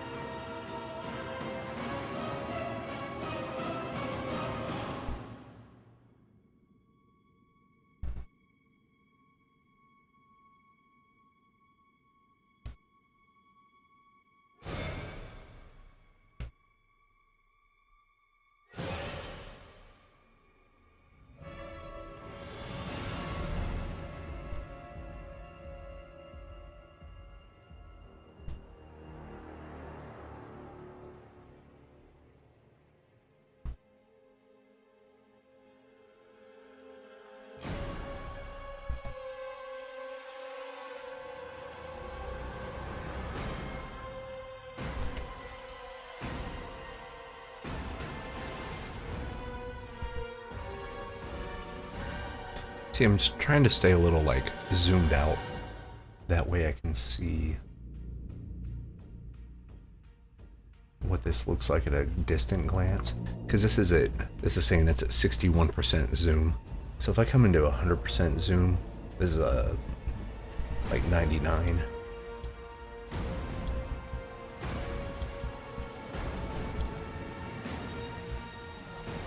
I can come in and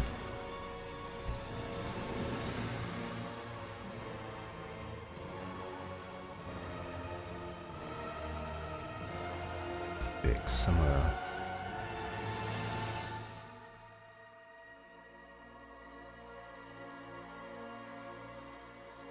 these little issues right here.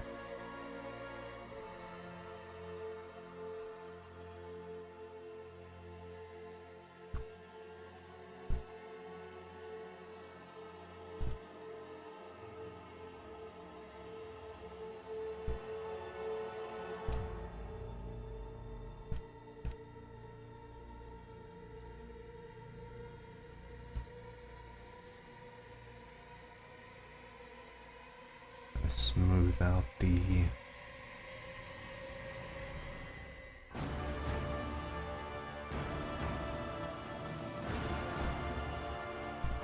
arms. Let me get the soft round. Since he is human, he's not going to be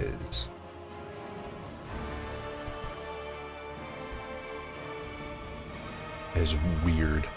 As far as the rendering is, you know, it's going to be softer.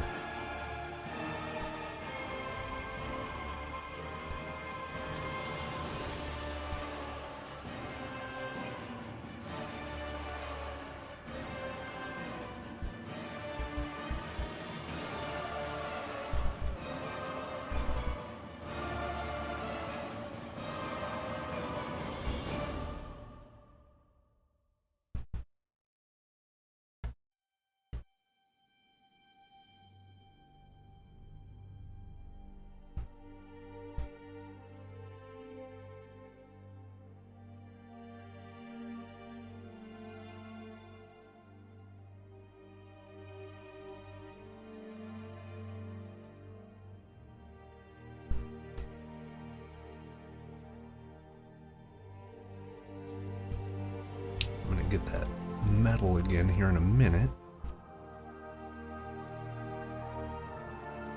do a few highlights where it's like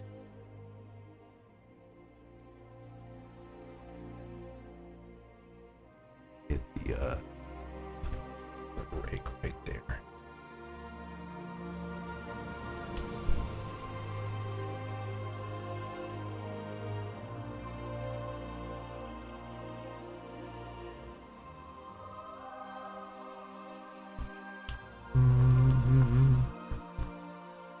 Coming from up.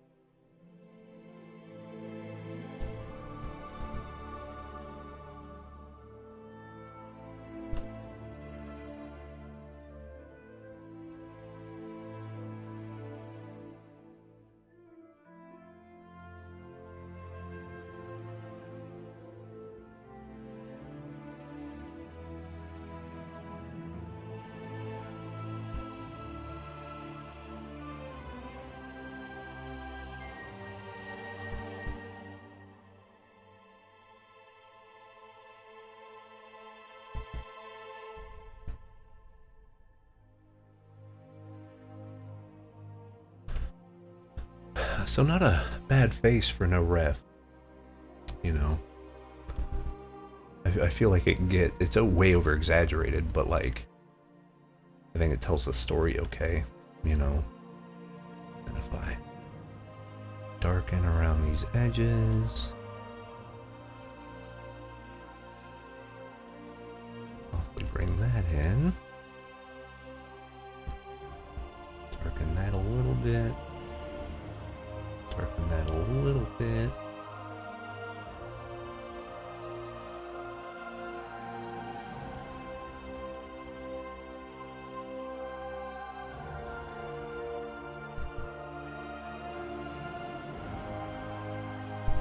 Let me get rid of this texture.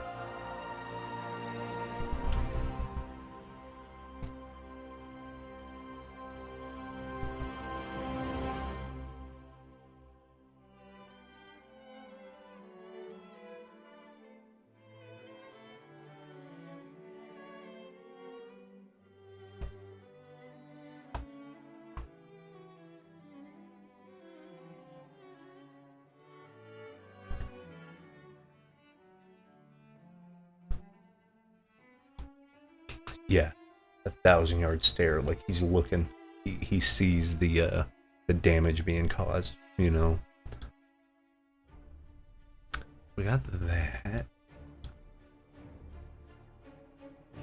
and then like, so that's like after the fact, right?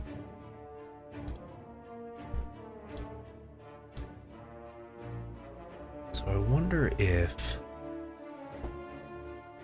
I mean, I think that's okay. I do know what I need to do, though, while I'm thinking about it. Let me grab a kind of a more wet painterly brush. Let me bring this down. Because I can kind of get away with this being a building. See what I mean? Like,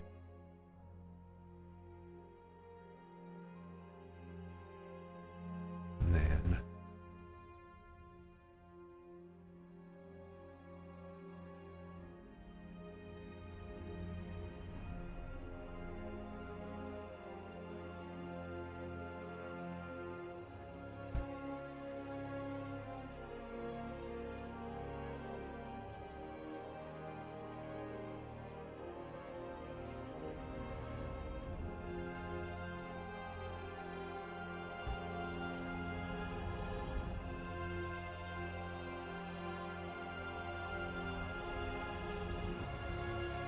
and if I do more kind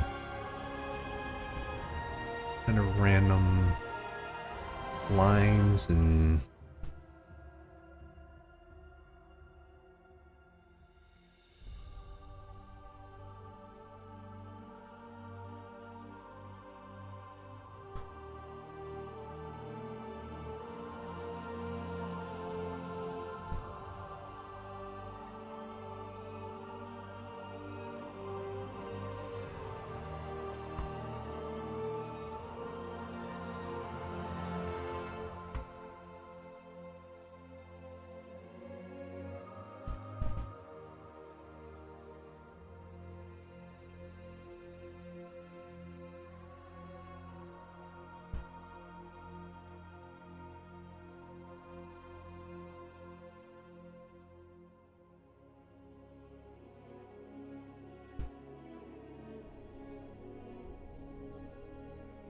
There we go.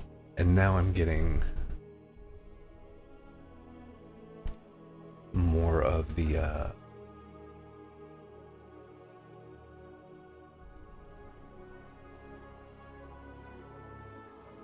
more of like the pure white, and putting it kind of right next to these darker values. And what that's going to do is it's going to drive interest to our character, and in fact, instead of that being that,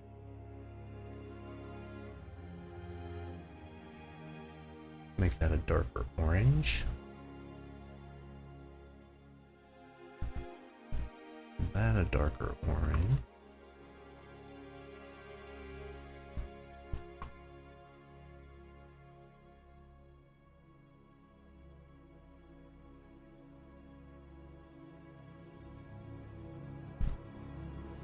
It's going to bring out the form a little bit better. And then what I can do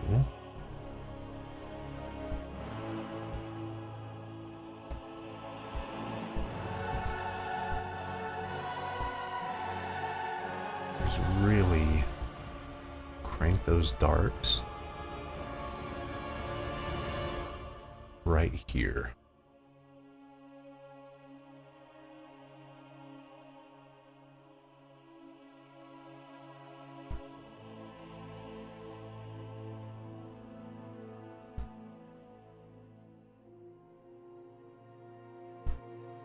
So I learned the color in the shadows trick, well, from a lot of people, but mainly from Tyler Jacobson. He has a really cool rendering style, and something that I noticed that he does is he always makes sure there is color in his shadows.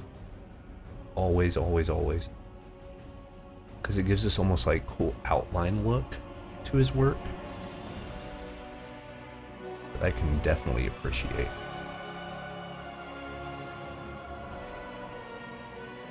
And then if I do solid white, use the hard round.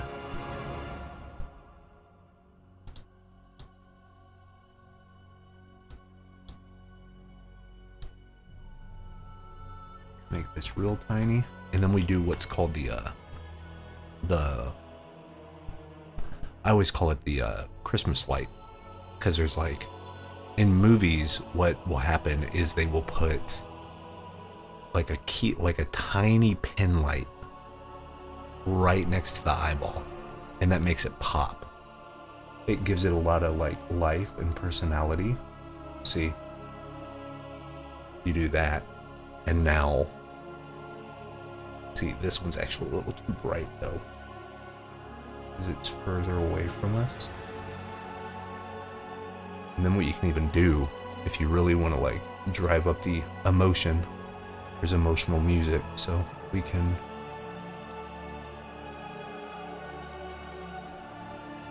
give them a little tear.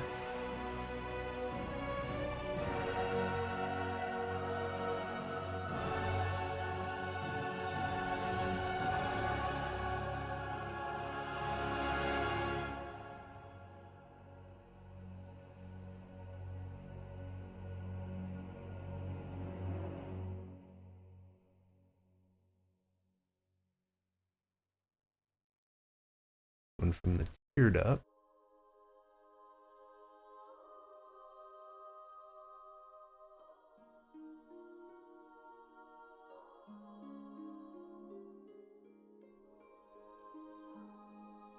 Maybe have it.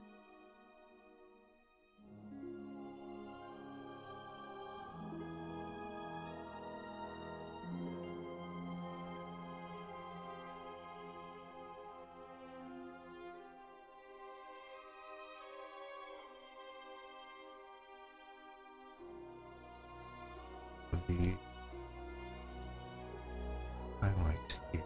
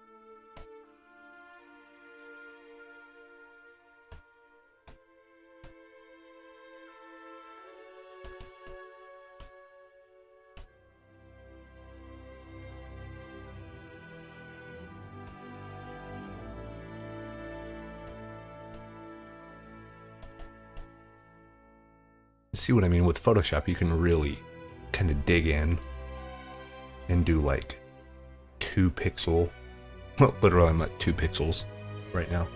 But you can really kind of come in and sort of like carve these out. And then if you want the really sharp stuff, in my brush pack, I have what's called the razor blade. This thing's amazing. Amazing. You can come in here and just like get the best, sharpest rim light. So if it's like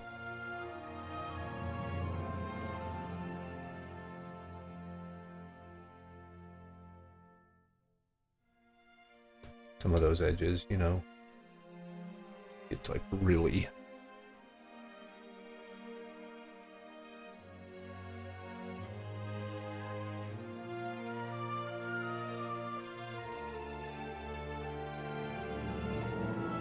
funny, we can do that. Let's up the saturation, bring the brightness down. Let's do the draw blend and hit some of these shadows on the hood.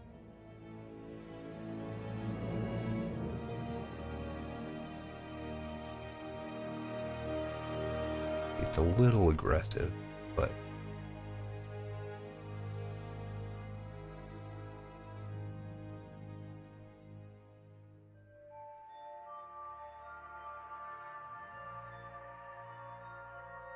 alrighty.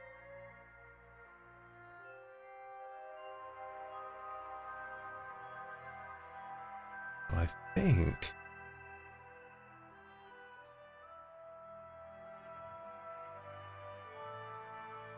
we're about done for tonight. Here, let me come.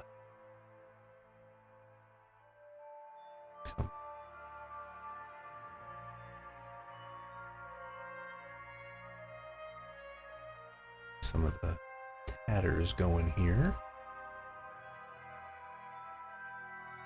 The one thing that's like a signature of mine, tattered hoods. Gotta have that tattered hood, bro.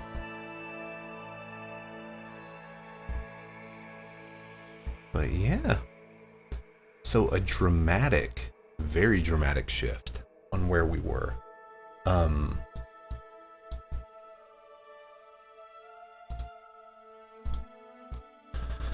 So let's take a look. What do we got? Let me save. Boom, boom. So this is what we started off with this evening. So pretty cool. Like, I still like this one a lot. I still think there's a lot we can do with this. We may just fully embrace our Games Workshop-ness on this one, now that we have this as its kind of counterpart. A brighter, more illustrative storytelling one. And then just one where we can make this as badass as we want, you know?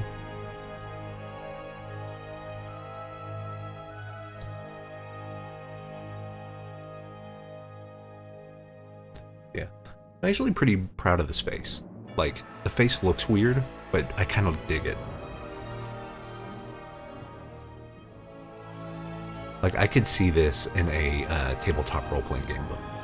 Like a Pathfinder or Warhammer Fantasy or something like that. So, like, I mean, I should probably fix the arms and stuff, but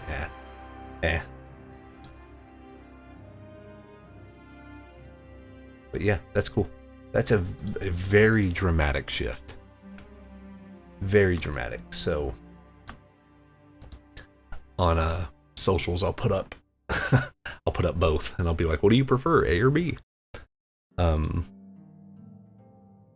But yeah, and I can take this one to this type of finish, a little bit more rendered, a little bit more smoother paint gradients and stuff.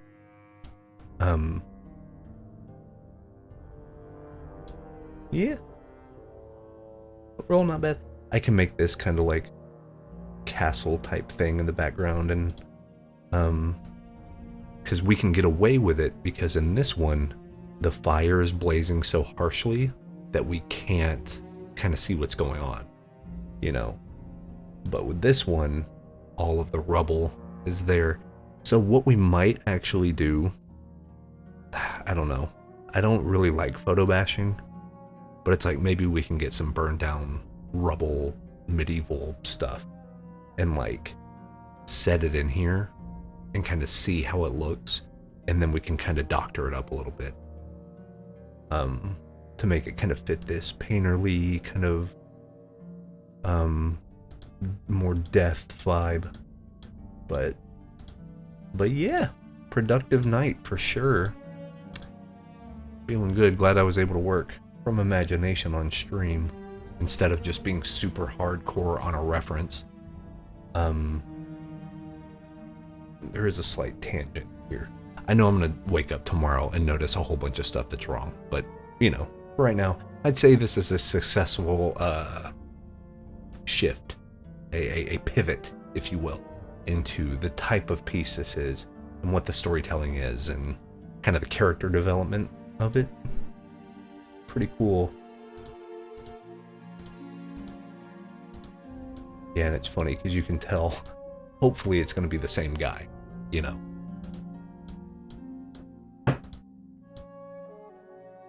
So cool. All right.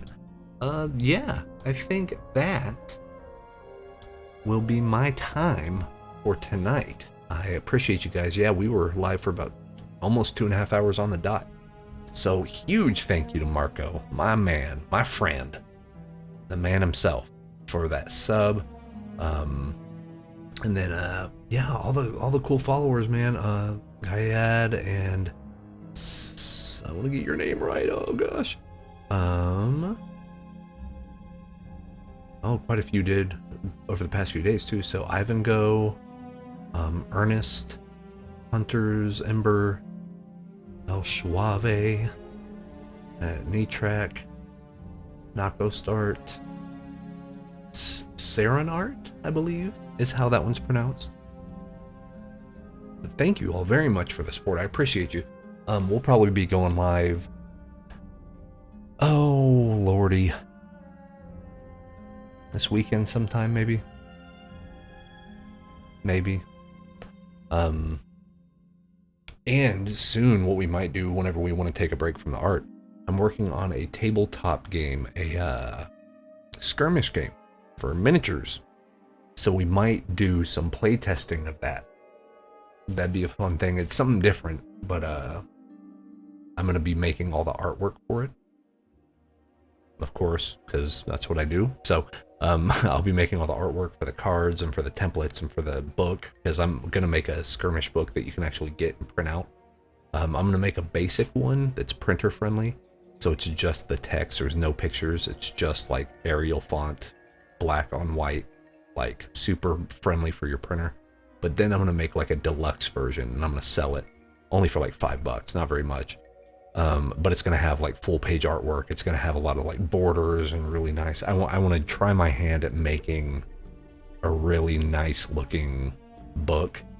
As far as tabletop stuff with the spot art and stuff, kind of like a Warhammer Codex or a, yeah, like the Wrath and Glory stuff that I do for Warhammer or Imperium Maledictum, or kind of the nice setups. Like that's what I want to make.